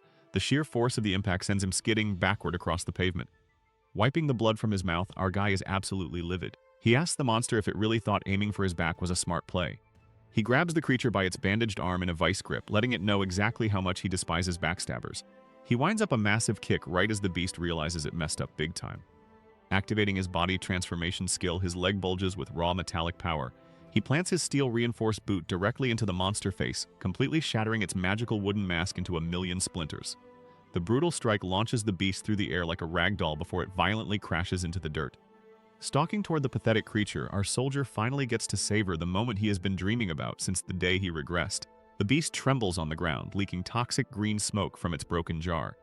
Our boy coldly tells the monster to consider it an honor, because it is officially the very first name crossed off his revenge list. Our boy flashes a bloody grin.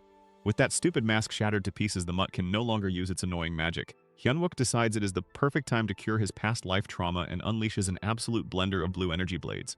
The attack shreds the furry little freak into mincemeat meat and leaves its precious mask in ruins on the toxic floor.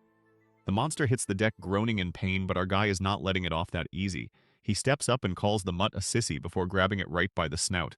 Hoisting the struggling beast into the air, he reveals a dark secret.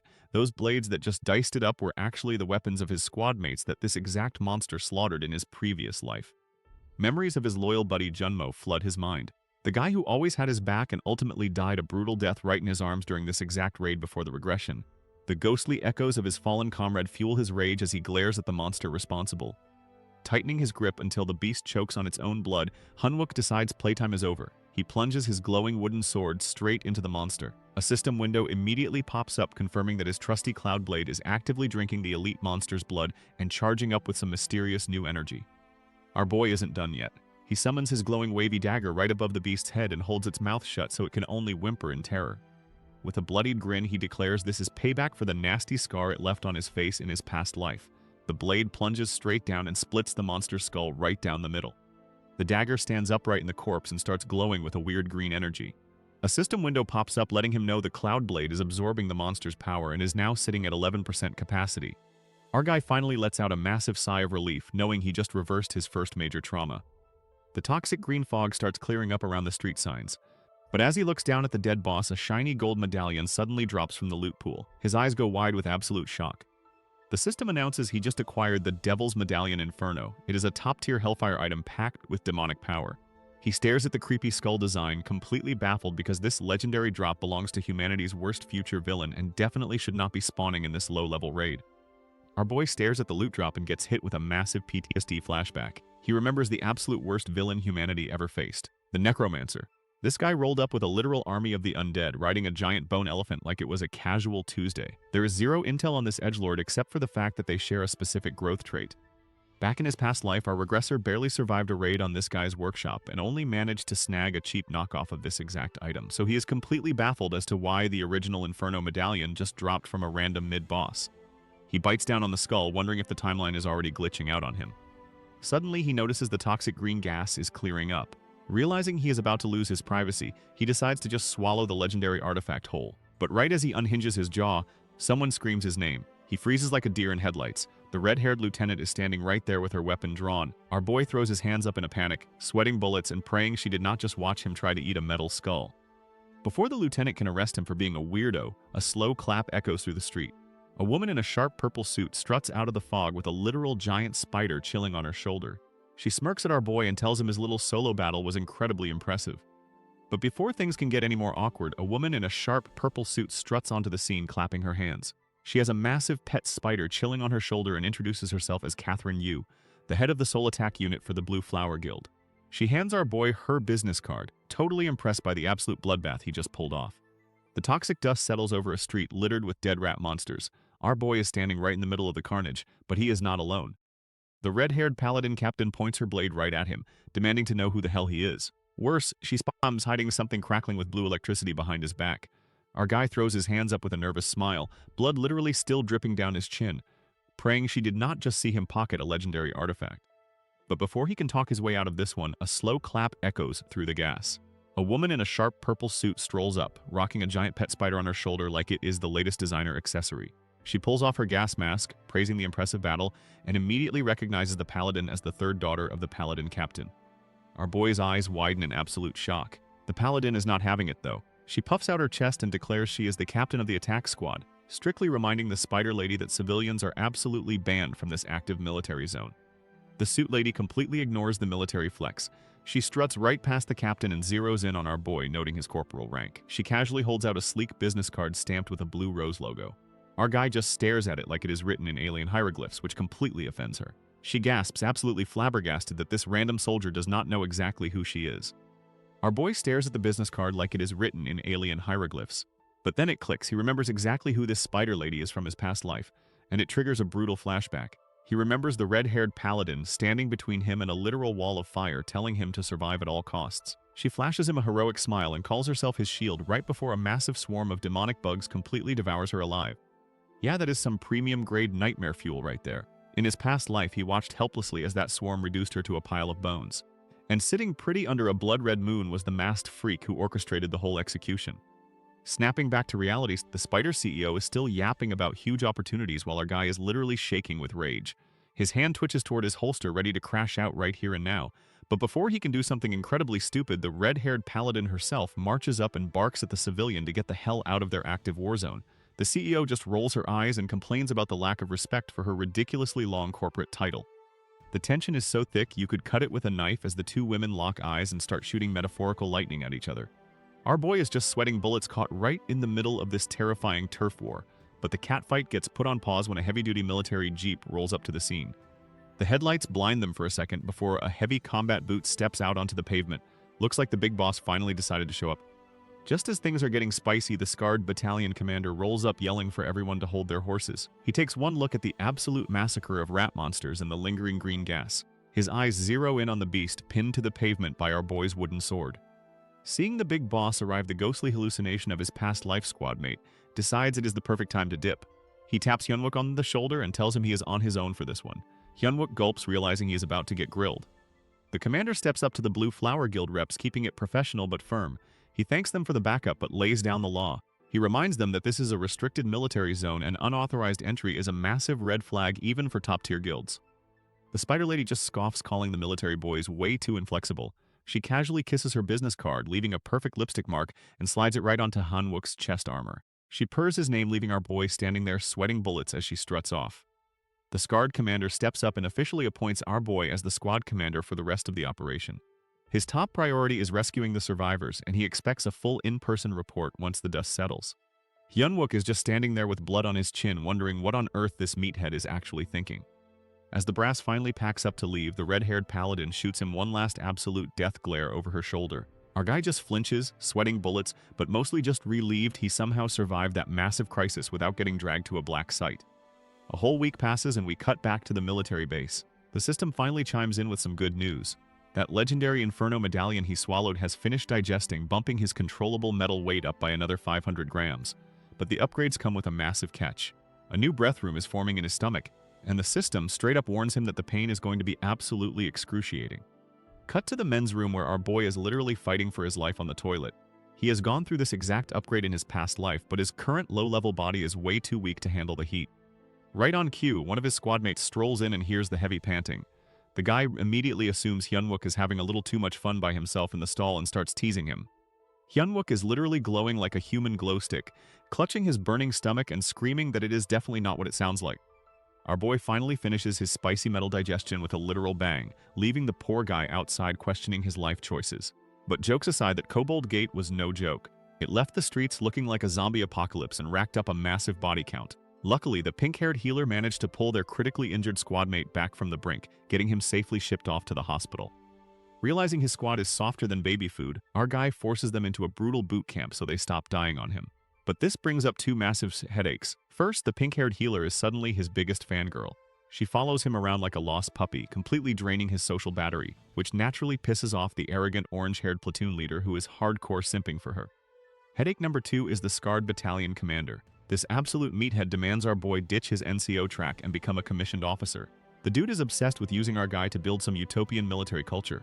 Our boy is internally screaming, wondering why he has to be the poster child for this crazy bastard's pipe dream when all he wants is to get discharged. Fast forward 3 weeks, and it is finally day 1 of his sweet vacation at Seoul Station. But before he can even grab a coffee, his stomach decides it is time for round 2, erupting in a massive flash of light right inside the public stall. Ding! The system hits him with a fat congratulatory window, granting him a brand new skill for surviving the spicy metal cramps. 3 weeks later, our boy's vacation finally kicks off. But first, he has some business to finish in a Seoul Station bathroom stall. He finally unlocks the D-rank skill Breath Room Fire. This bad boy speeds up his metal absorption and lets him literally spit hot fire. He steps out of the stall huffing steam, just glad he can finally put an end to the rumors that he has been doing weird stuff in the stalls. Washing up at the sink, he takes a hard look at himself. He knows his current strength will not cut it for the next gate. He remembers the grim future where the military abandoned Seoul Station, leaving the citizens trapped inside to get slaughtered while reporters hounded the brass for answers. Staring down his reflection, he vows to use this vacation to get completely strapped and change that timeline. Strutting out of the station in his trench coat, he is ready to get to work. But his dramatic exit gets interrupted by a pink-haired girl struggling with a busted lighter. She turns to him with a cigarette hanging out of her mouth and asks if he has a light. And judging by that look on his face, he definitely recognizes his vice platoon leader. Our boy Hyunwook is finally kicking off his hard-earned vacation. But before he even leaves the station, he bumps into his pink-haired vice platoon leader trying to spark up a dart. She casually asks him for a light, instantly regretting letting her tough girl persona slip in front of a subordinate. Fast forward to them stuck next to each other on the subway in the most agonizingly awkward silence imaginable. She decides to bite the bullet and break the ice, asking if this is his first time on leave and what his plans are with his family. Hyunwook just stares at her and bluntly drops the bomb that his entire family is dead. She instantly recoils, wishing the floor would just swallow her whole. But he quickly softens the blow with a warm smile, telling her that he has found people who are just like family to him now. She is totally caught off guard by the wholesome sentiment, while our boy reminisces about his old squad from his past life who always had his back. He stares out the window, ready to get to work. Our boy rides the train with a satisfied smirk, finally kicking off his hard-earned 4-day vacation, but he is not here to just chill at some sunny apartment complex. Standing on the subway platform, he knows exactly what his first priority is. He needs to secure the bag. He spots a massive advertisement for the Blue Tree Corporation. The owner of this company is already a multi-trillionaire in this timeline, but looking at the corporate propaganda wipes that smile right off his face. He remembers a bearded villain named Gordon Precy. In his past life, this guy used massive amounts of black money to buy out high-ranking players and powerful politicians. Gordon basically bought the entire world out from under them. Our boy realizes that humanity did not just lose to monsters, they lost because they were broke. To survive the upcoming apocalypse, he needs enough capital to avoid getting crushed in Gordon's twisted money game. Since he already knows exactly which stocks and assets are going to skyrocket in the future, he just needs to invest early and snowball his cash. But to pull off this insider trading scheme, he needs a completely loyal partner who will not stab him in the back. With a plan in mind, he heads straight down into the shady basement office of the Hope Guild. Our boy heads down into the Hope Guild office to secure his future bag, but he walks right into a domestic dispute. This white-haired meathead is aggressively shaking down the guildmaster, whining about how humiliating it is to be offered a basic guard job instead of a real raid. But the second he spots our steel-eating protagonist, he drops the poor guy and throws his arms wide open. He acts like they are long-lost besties, calling him a tin can pilot and flashing back to when they first met as fellow awakened kids. Hyunwook is absolutely not having it. He coldly shuts down the fake love, flat out stating they are nowhere near, close enough to be exchanging pleasantries. The guildmaster just awkwardly whispers to ask who this guy even is. Getting rejected in front of his boss instantly bruises the meathead's fragile ego. He asks if our boy ate his own brain for lunch and threatens to refresh his memory with a real beating. See, back in the day, Heinwook's metal magic was so weak he could barely float a ruler and a pen, making him the perfect target for bullies. Let's take a quick trip down memory lane to see exactly why these two have beef. Back in their school days, our boy tried to show off his newly awakened telekinesis by floating some basic school supplies. But instead of being impressed, the silver-haired bully called him a total loser and violently punched him to the ground. He even threatened to kill our guy if he ever bragged about his weak powers again. Back in the present, the C-rank fighter rolls up his sleeves and calls our boy a tin can pilot. He threatens to beat him up just like the good old days and make him beg for his life. The guild master tries to step in and stop the fight, but the meathead just shoves him aside and tells him to leave the room. But our boy is not the same weak kid from high school. He glares back with glowing blue eyes and coldly tells the bully to kill him if he actually can. This completely shatters the meathead's fragile ego. He screams at the top of his lungs and throws a massive punch straight at our guy's face.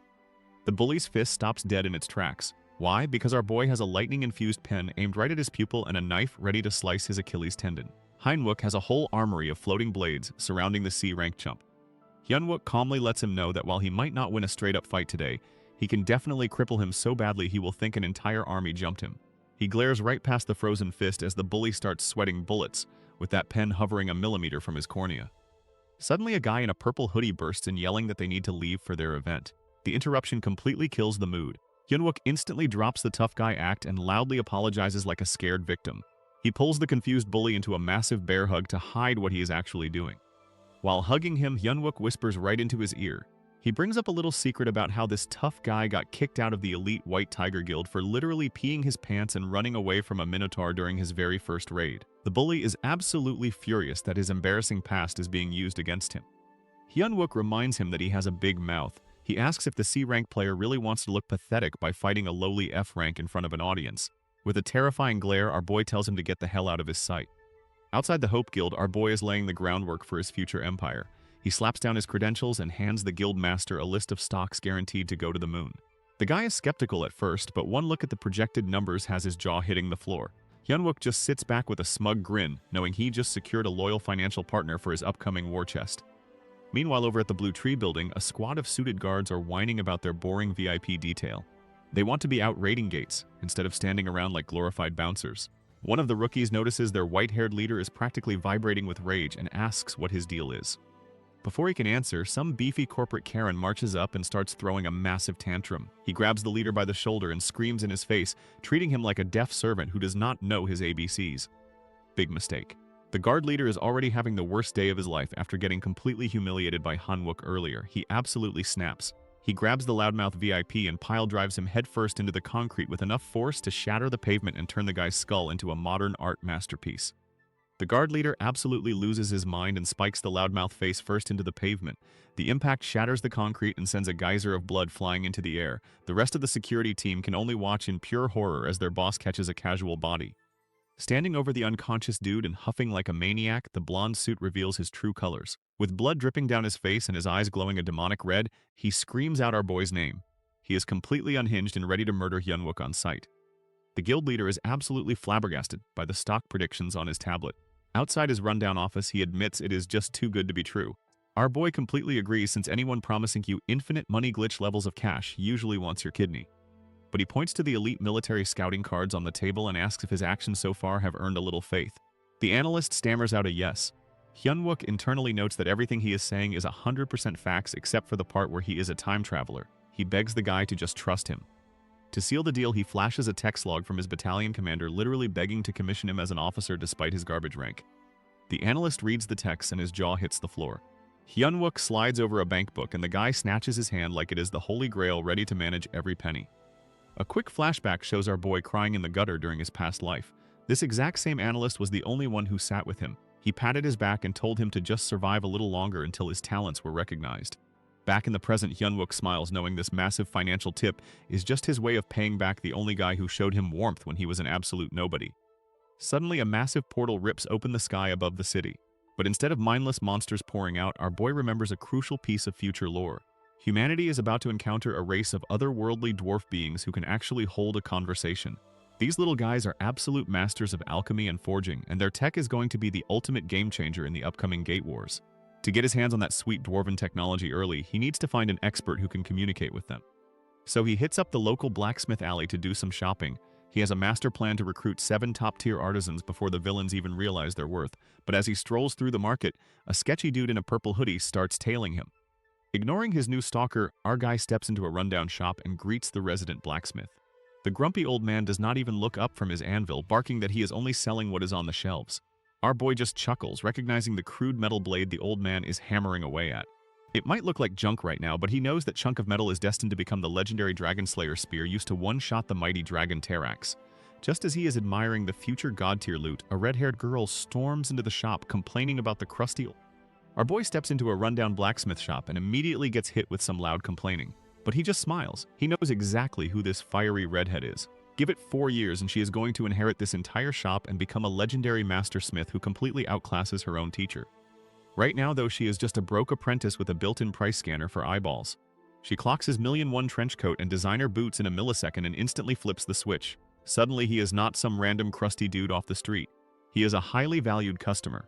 Actually, scratch that. Once he drops a casual 18,000,001 on some highly toxic magical metals, she practically promotes him to her own personal boss. Her grandpa in the back is looking at him like he has completely lost his mind buying poisonous materials he cannot even handle. But the girl is already running defense for her new sugar daddy. Our guy just bags up his lethal new snacks and promises to be a regular, while she practically begs him to come back soon. But as he walks away, the jokes fade. He remembers exactly how she died in his past life impaled on the battlefield. He had to drag her back into this war to use her skills, but this time he swears he will protect her at all costs. With his shopping trip done, he throws on a purple hoodie and heads over to a cheap motel to get down to business. He glances over his shoulder, making sure he wasn't followed before slipping inside to consume his brand new toxic buffet. Back in his cheap motel room, our boy grabs a handful of purple metal cubes and pops them like forbidden candy. The system chimes in, letting him know he is absorbing poison-enchanted metal and it will take a solid 20 minutes to digest. But our guy does not have that kind of time. He activates his brand new breath room skill, turning his stomach into a literal blast furnace. The metal melts down instantly with a massive 250% efficiency boost, but the system immediately flashes a bright red warning for severe pain. And yeah, it hurts like hell. His veins glow like lava as he groans in absolute agony, telling the system to shut up because he already knows. He grips the bedsheets for dear life, forcing himself to endure the fiery torture session so he can get stronger. Fast forward 2 whole days and a couple of thugs are staking out the motel. The lackey points out the window, telling his boss that our steel-eating freak has been locked inside the entire time without stepping foot outside. Inside the room, the system finally gives the green light. He has successfully absorbed all the metals and unlocked a Tier 2 poison resistance. His controllable metal weight skyrockets to over 17 kilograms and his detection range gets a massive buff. He stands up, radiating a blue aura, and checks his stats. He is a little salty that the poison resistance is not higher, but he is hyped that he can now casually control around 60 daggers at once. The system hits our boy with a fat congratulations. He just passed his first latent breakthrough and scored a D-rank trait skill called Metal Smash. It lets him consume mana to instantly crush a specific amount of metal. Hyunwook smirks, knowing he can basically disarm any piece of equipment in one fell swoop now. But before he can even celebrate his new toy, a spark of danger flashes through his mind. His eyes dart toward the entrance just as the motel door gets absolutely obliterated into splinters. That blonde guard from earlier bursts into the room rocking a spiked red gauntlet. He is pissed that our boy is not even flinching. Hyunwook just casually explains that as a soldier he has a ton of restrictions on his actions, so he cannot exactly go wild. The blonde meathead just flashes a creepy grin. He leaps across the room, screaming at Hyunwook to shut his mouth and just die already. He throws a massive haymaker straight for his face, but our boy just activates his steel physique and effortlessly catches the giant fist with one hand. The thug is completely baffled by how rock-solid his body is. Hyunwook tells him they need to take this outside before civilians get caught in the crossfire. Out in the hallway, the other motel guests are already peeking out of their rooms, complaining about another gate breakout. But the blonde psycho does not care about collateral damage and rips his hand free to launch another furious strike. The blonde bully breaks free and throws a massive kick, screaming about how our boy is just bluffing. But Hyunwook easily ducks under the attack and delivers a devastating counterpunch straight to the gut. 2 days ago, this might have been a close fight, but not today. The bully hits the floor, coughing up blood. Hyunwook stands over him and asks a simple question. This little beatdown is absolutely nothing compared to the hell this guy put him through in his past life. So why is he going this far over a little bruised ego? But the blonde meathead just chuckles and glares back with crazy eyes. He tells our boy not to look at him like that and winds up another attack with his glowing red boots, claiming that one lucky punch does not mean anything. Hyunwook yells at him to stop. He warns that innocent civilians in the motel could get caught in the crossfire if they keep brawling in this tiny room. But the bully is completely unhinged and screams back that he does not give a single damn about anyone else. Realizing there is no reasoning with a crazy person, our boy makes a split-second decision and bolts for the window. He leaps out into the night sky to take the fight outside. The blonde psycho completely loses it. He smashes straight through the motel wall and dives down right after him, screaming that he is going to end his life. The blonde psycho launches a devastating downward strike. The impact completely blows out the side of the building, sending a massive shockwave of debris into the night sky. Our boy free falls toward the parking lot below, but this absolute lunatic is not letting him go that easily. He dives right out of the rubble, screaming bloody murder and aiming a massive haymaker straight for his head. The fight spills out into the streets, causing a massive pileup. The motel guests peek out their windows to film the late-night brawl, assuming the cops will handle these rogue players. Meanwhile, our boy is busy dodging a barrage of heavy kicks from the blonde thug. The thug notices the peanut gallery recording them from above and decides to just nuke the entire building to get rid of the witnesses. He charges up a massive glowing strike, but our boy steps right in the line of fire, screaming at this psycho for trying to bring the whole motel down on innocent civilians. The blonde meathead does not care one bit, screaming that everyone in his way is just trash waiting to be taken out as he launches a spinning dive kick straight at our guy's head.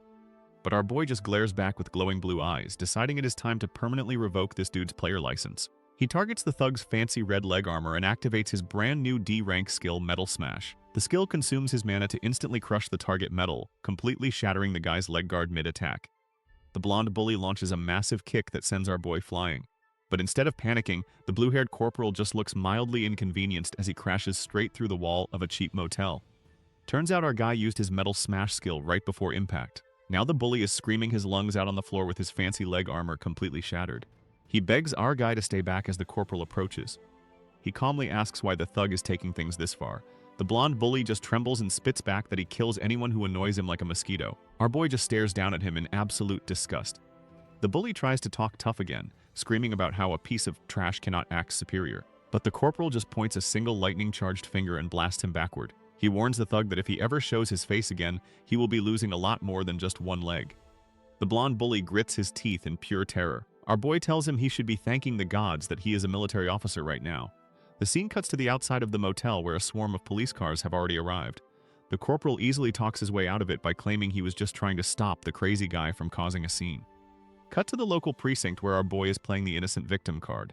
The detective confirms his story lines up with the witnesses but is totally baffled how an F-rank scrub walked away from a brawl with a C-rank without a single scratch. Our guy just flashes a sheepish grin and claims his leg armor just magically exploded on its own. Buying the act completely, the cop points him to the exit and lets him walk free. Stepping outside, he realizes that being labeled a bottom-tier trash player is actually the perfect camouflage to keep the heat off his back. But back inside the station, the cops are already putting the pieces together. Another investigator drops a bombshell report on his boss, proving that the C-rank's armor had zero durability issues. They are absolutely shook that an F-rank just casually crushed a high-tier player like a tin can. But our boy doesn't have time to worry about a couple of confused detectives. He hits the pavement and goes full parkour mode, vaulting past random pedestrians as he sprints toward his real target. He knows he has to haul ass because unlike the previous gates, he has zero first-hand experience with this next one. In his past life, the Seoul Station disaster was an absolute bloodbath. News reports flashed death tolls in the hundreds, sparking massive outrage over the military's garbage response system. Knowing exactly what kind of nightmare is about to unfold, our steel-eating protagonist finally touches down right outside the crowded station entrance, ready to rewrite history. The clock is ticking down to one of the worst monster disasters in history. Our boy arrives at the packed Seoul Station. Part of him wants to just start a riot to evacuate everyone, but the heavy guard presence makes that impossible. He turns around. He knows there is a major villain hiding somewhere in this massive crowd. If he messes this up and the guy slips away, he loses his only chance to change the future. He lets out a tense breath as the minutes tick away. With barely any time left, a familiar voice suddenly calls out to him. He spins around in shock. He finds the pink-haired vice platoon leader bowing right in front of him. She starts grilling him about his little trip to the police station last night. She says the whole unit is losing their minds. He is just completely stunned. He wonders how on earth she tracked him down here. He glances at the clock. He realizes the worst gate in the world is about to rip open in less than a minute. She keeps demanding answers, but he knows there is zero time for small talk right now. The clock hits the exact minute. Our boy doesn't have time to explain his master plan to the pink-haired healer. He just unzips his duffel bag and absolutely yeets a massive payload of blue marbles right into the dead center of the crowded station. The commuters are obviously pissed. The healer starts screaming at him for acting like a total lunatic in public, but our guy just hits her with a deadpan stare and tells her to run straight toward the gas. She is completely flabbergasted. Like, bro, what gas? Before she can even process that insane instruction, a massive shockwave rips through the terminal. The commuters get blasted by a sudden gale force wind as a sinister purple aura floods the room. Our boy and the healer look up as the ceiling literally tears open. The Soul Station disaster is officially kicking off. Our guy instantly pivots and sprints into the chaos, screaming at the top of his lungs for her to move right now. Outside Soul Station, we get a super wholesome mother-daughter goodbye.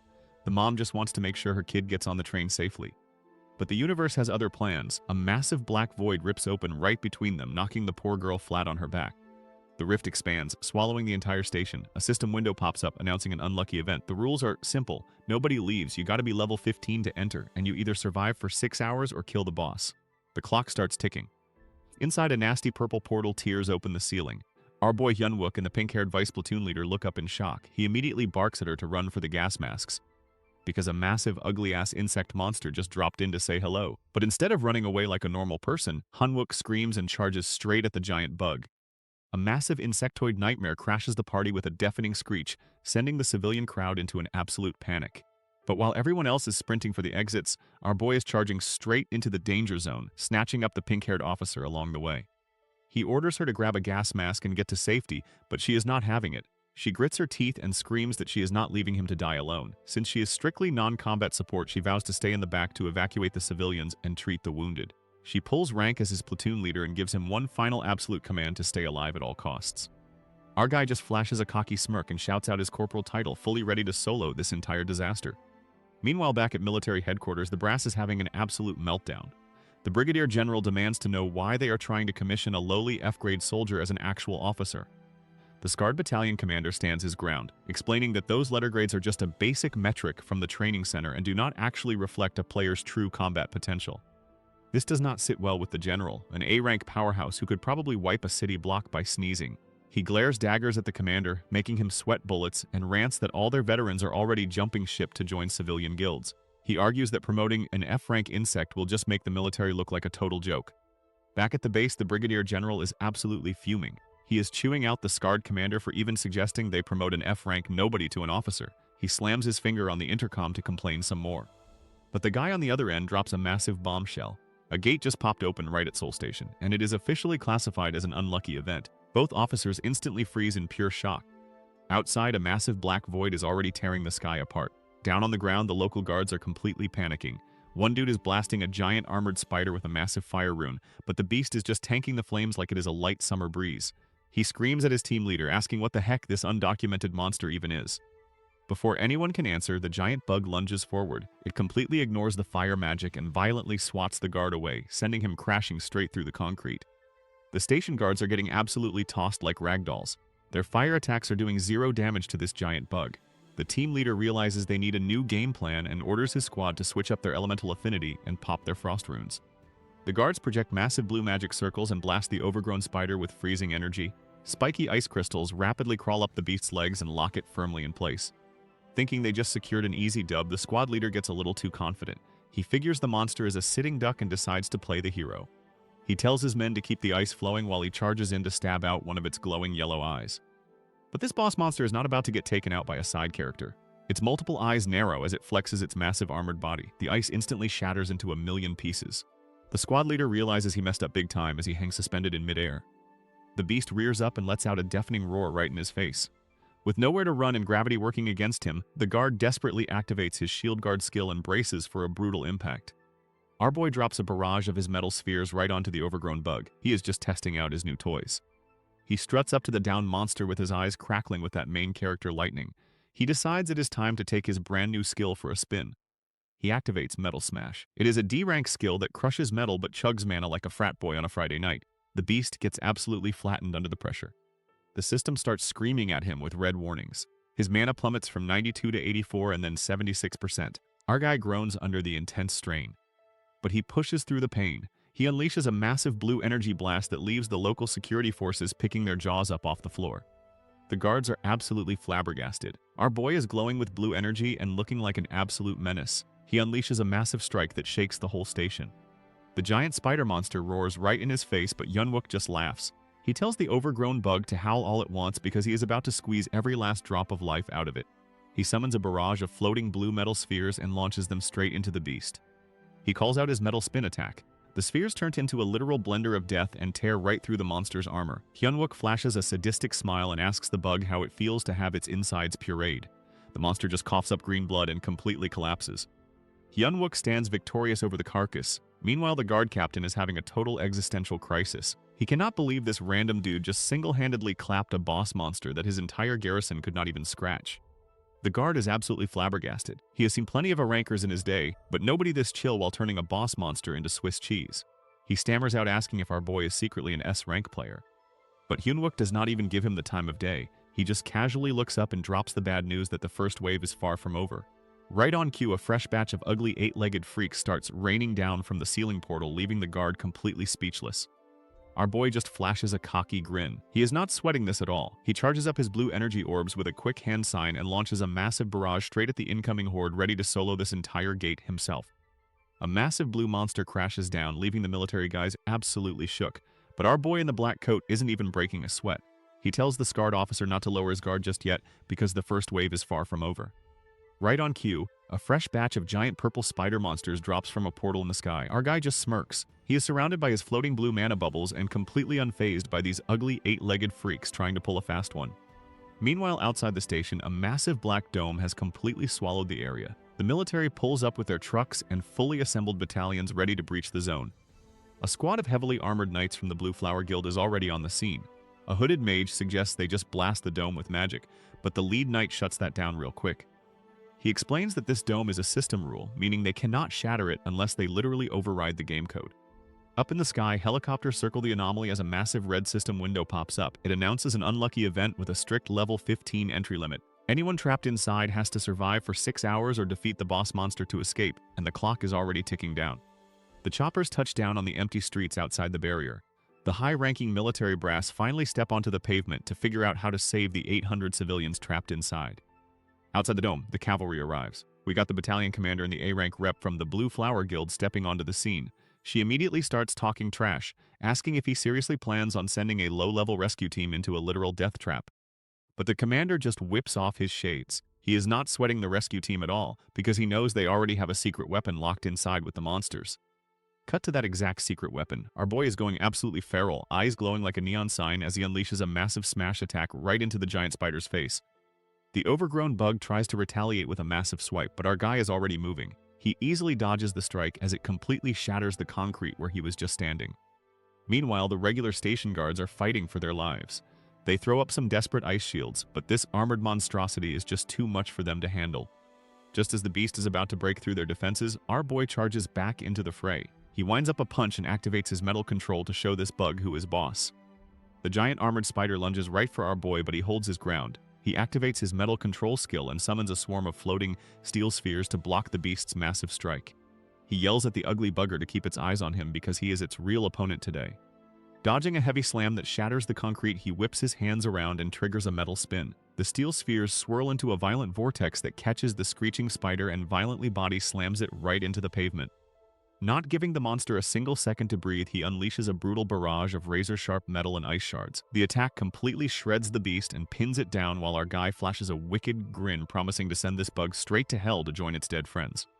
A system warning flashes that his mana is rapidly draining down to 63%, but he ignores it. He focuses all his remaining juice right on the spider's ugly face and cracks its thick armor with a concentrated blast of blue lightning. Another warning pops up as his mana tanks to 39%.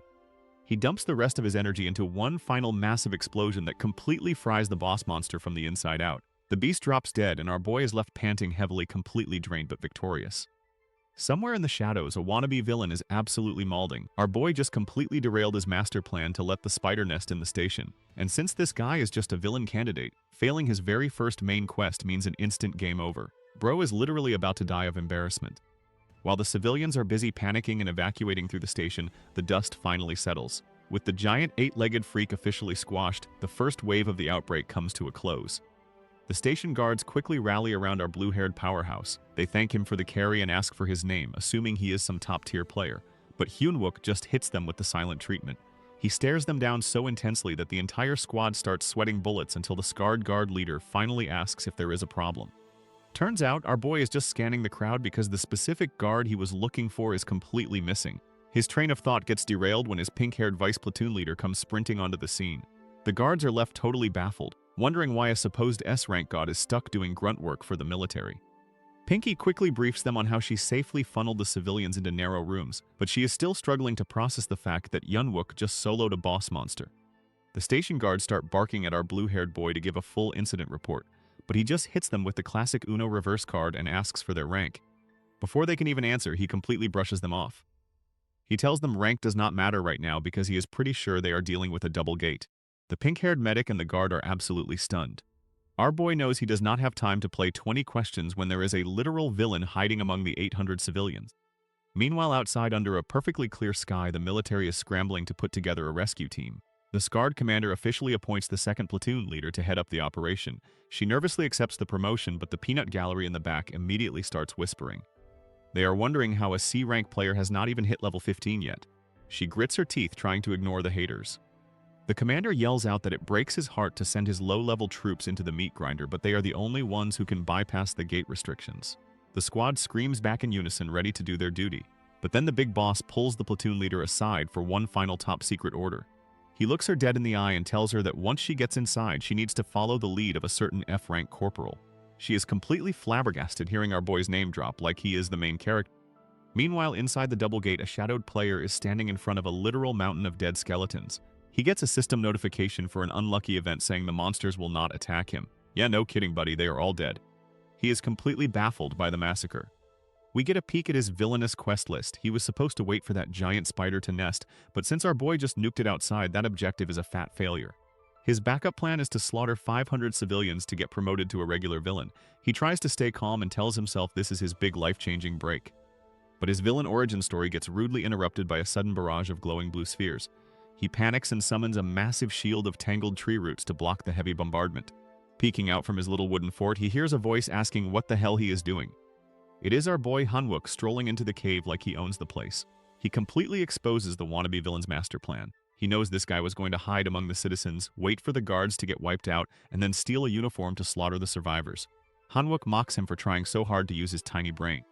The guy finally pokes his head out of the branches. The system identifies him as Yang Jusiop, a B-rank player with the Cannibal Tree ability who is destined to become a massive A-rank threat in the future. But right now, Hyunwook just flashes a cocky grin and calls him out as the absolute scum he is. The tree hugger completely loses his mind at being called a villain out loud. He peeks out of his little wooden fort and throws a massive tantrum. Looking down from his overgrown treehouse, he figures our boy is just some high-ranking metal user.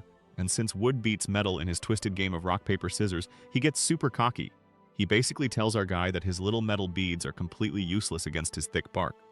But our boy just hits him with a wicked grin as literal flames start leaking from his teeth. He totally agrees that elemental compatibility is a thing. Then he unleashes a massive point-blank fire blast straight from his lungs to burn this guy's entire forest down. Let's rewind to our boy's past life for a second. A massive cannibal tree is absolutely wrecking the city and turning civilians into human fertilizer. The guy running this botanical nightmare is Yang Jusiop, the #1 A-rank player who eventually becomes the villain known as Black Tentacle. He stands on his giant stump and taunts the Great Steel Emperor, asking how long he plans to hide while his pet tree gets an all-you-can-eat buffet. Back then, our boy was caught in the thick of it. He is bleeding out and looking rough while Jusiop mocks his big talk, thinking he has the ultimate upper hand. But snap back to the present day, and the tables have completely turned. Jusiop is the one falling backward into a pit of his own roots with our boy diving right in after him. The tree hugger clutches a glowing orb and tries to cope, yelling that rank does not matter when elemental compatibility is in play. Our boy lands at the bottom of the cavern and just flashes a wicked grin. Jusiop sends a barrage of massive wooden spikes his way, but Hyunwook casually weaves through them with insane speed. The villain is absolutely flabbergasted, wondering how a supposed ranged fighter is moving like a seasoned acrobat. Hyunwook does not give him time to process and launches a barrage of glowing blue energy spheres that force Jusiop to cower behind a thick wall of roots. Our boy is not slowing down. He charges straight in and dodges the massive wooden spikes like it is a walk in the park. He fires off a barrage of blue energy beads. This forces the tree guy to cower behind his thick roots and talk trash about how none of these attacks are going to work. But our boy just grins like a maniac. He leaps right onto the roots and calls them premium firewood. The villain laughs it off and thinks his cannibal tree is about to chew our boy's arms off. Yeah, about that. Our boy just smiles as literal fire sparks from his teeth. He then unleashes a massive point-blank torrent of flames right into the roots and leaves the villain absolutely shook. The tree hugger completely loses his mind when he realizes our boy is a walking flamethrower. He immediately drops the tough guy act and begs for his life, offering up all his quest rewards if Hyunwook just spares him. The idiot actually thinks this quick thinking is going to save his skin, assuming no player would ever turn down free loot. But Hyunwook is not falling for that scam twice. He screams that this bastard pulled the exact same trick in his past life and cranks the heat up to 11. The villain barely has time to process the whole past life comment before he gets absolutely deep-fried by a massive point-blank fire blast. Meanwhile, outside the station, the system finally grants the military rescue team access to the gate. The squad leader barks at his men to get their act together since they have zero clue what kind of nightmare is waiting for them on the other side. The soldiers gulp down their fear and charge straight into the swirling purple portal. As soon as they cross the threshold, they immediately take up defensive positions inside the ruined subway terminal. But one of the grunts looks up and completely loses his breath. Clinging to the ceiling right above them is a massive armored insect monster just waiting to drop down and say hello. The rescue team finally breaches the station. The scarred guard peeks out from his hiding spot, practically crying tears of joy to see actual backup. The platoon leader looks around the empty lobby and asks where all the civilian victims went. Junmo proudly reports that an AMT member already evacuated everyone. The leader immediately starts simping, asking if it was the cute female soldier and if she got hurt. Junmo shuts that down real quick, saying she is busy managing the shelter. Junmo clarifies that the guy actually calling the shots is Hyunwook. The leader is confused, trying to recall if that is the dude with the sinister smile. The leader suddenly snaps, yelling at Junmo for having an attitude. Junmo just scoffs right in his face, completely unbothered. The leader demands to know how a lowly grunt dares to talk back to a superior officer. But Junmo hits him with the cold hard facts. He points out that this gate has a level 15 restriction, meaning the leader is basically dead weight here. He declares that he is following Hyunwook because our boy is actually worthy of being in command. Junmo then completely roasts the guy, asking how he can call himself a rescue squad when they are stuck in an unlucky event without a single plan or way out. The leader starts sweating bullets and nervously suggests they just build a barricade for now. Meanwhile, the pink-haired vice platoon leader finally makes it to the top of the stairs, completely out of breath. The guards rush over to check on her, but she drops a massive bombshell. The civilians have figured out they are trapped in a double gate, and our scarred guard buddy over there suddenly looks like he just swallowed a lemon. Down in the shelter, the civilians are absolutely losing their minds. They are screaming at the guards, accusing them of using everyone as human shields just to buy time. The guards try to play dumb, asking where they heard such a crazy rumor, but the suit guy immediately snitches. He points right at the scarred guard, saying he spilled the beans. Classic rookie mistake. Back down in the root cavern, the crispy tree villain is still whining. He is coughing up smoke and complaining about how unfair this is, crying that he worked so hard to get this quest opportunity. But our boy Hyunwook is absolutely not having it. He tells the guy to hurry up and die because he has places to be, blasting him with a final blue energy shot while roasting all these villains for having the exact same pathetic final words. Suddenly, a blinding light forces Hyunwook to shield his eyes. He looks up to see a massive swirling golden portal tearing open the roof of the cavern. And descending from this heavenly gateway are two literal angels, one blonde and one redhead, floating down with glowing white wings. Looks like our boy just hit the jackpot. A blue system window pops up, letting our boy know his mana is recovering rapidly. Two literal angels descend from the heavens right into the cave. Another notification chimes in saying his health is also bouncing back. The winged beauties float around him and envelop him in their holy light. Talk about VIP treatment. Then the real prize drops. A notification announces a new quest has arrived. Our guy flashes a wicked grin. A golden window pops up detailing a hidden quest to become the Lightbearer and the dawn of the world. It says he stopped the conspiracy of the betrayer of mankind and earned the chance to become the protector of humanity. Bro is really out here getting the main character treatment. He stares up at a glowing heavenly temple portal in the sky with his new angelic entourage. The system asks if he is willing to accept the quest to become the light of the world. Flanked by the smiling angels, he confidently accepts without a second thought. The system hits our boy with a massive hidden quest to become the literal guardian of humanity. It is a simple yes or no question, and he immediately screams no. The two angels holding him are absolutely flabbergasted. The system double-checks if he is sure, warning him this is a once-in-a-lifetime gig. But our guy knows the fine print. Being a guardian comes with a ridiculous terms of service agreement. You get hit with penalties for eating the wrong thing or even smiling the wrong way. Plus, he knows exactly how easily a so-called protector can flip the script. In his past life, the worst traitor to humanity was a guardian who let the powers go straight to his head and caused absolute devastation. So our boy grits his teeth and rejects the offer a second time. The angels are officially over it. They hit him with a synchronized humph and dip out, flying right back into their shiny golden portal. The divine gateway swirls shut, leaving our boy standing all alone in a dark, depressing cave full of skeletons. But he is not sweating the loss of some holy title. He just casually flicks his wrist, channeling his blue magic to dig through the bone pile for his real prize. Back in the bones zone, our boy uses his metal magic to yoink a hidden prize from the skeleton pile. The system hits him with a fat congratulations for scoring the Akashic Armory key number 2. This is the exact VIP pass the villains were willing to slaughter innocents for, so our guy pockets it with a devious smirk, fully ready to gatekeep their evil plans. Meanwhile, outside the gate, things are getting spicy. The civilians are absolutely losing their minds at the station guards. They are throwing out wild accusations about the military hiding the double gate and planning to use them as human meat shields. Our boy listens in as the rescue captain tries to play peacekeeper, begging the crowd to just trust his squad. But the civilians are not having it. They point out the obvious math problem that a 6-man rescue team is basically useless against a massive monster horde. Having heard enough of this yapping, our boy struts right into the middle of the chaos. He completely shuts down the pity party, screaming that if the second wave drops right now, every single one of them is going to end up as monster chow. The crowd tries to clap back about trust issues, but he instantly silences them with the ultimate reality check. Since they do not trust the military, do they actually have a better plan to not die today? The angry mob and the exhausted guards are completely stunned into silence. They stare at our boy like he just grew a second head. Hyunwook steps up and drops a massive reality check. He points out that the rail guards literally just fought with their lives on the line to protect them. He asks the entitled crowd if any of them are willing to step up and do the same. The suit guys immediately shut their mouths.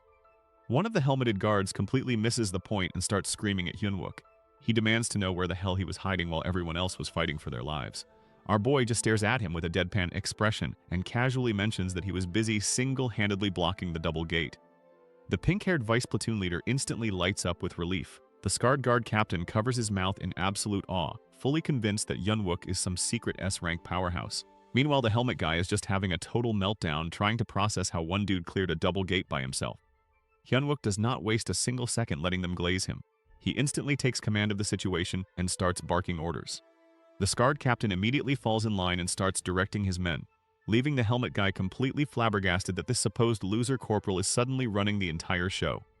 Up above, a massive purple vortex starts swirling on the ceiling. The vice platoon leader rushes over and hands Hyunwook his trusty wooden sword and her spellbook. Our boy politely thanks her, getting ready to put his master plan into action. Our boy takes a breather and gathers the troops.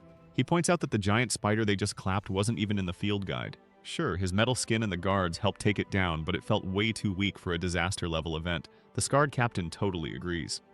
The blue-haired menace predicts that was just Wave 1. Since it is a staged event, the next wave is definitely going to feature the spider's signature venom. One of the random guards is absolutely fuming that everyone is taking orders from a supposed loser. But our guy ignores the haters and lays out the master plan. They need to keep the toxic gas away from the civilians. Right on cue, the ceiling portal spits out the next batch of ugly bugs. These things drop in screaming and leaking purple smog everywhere.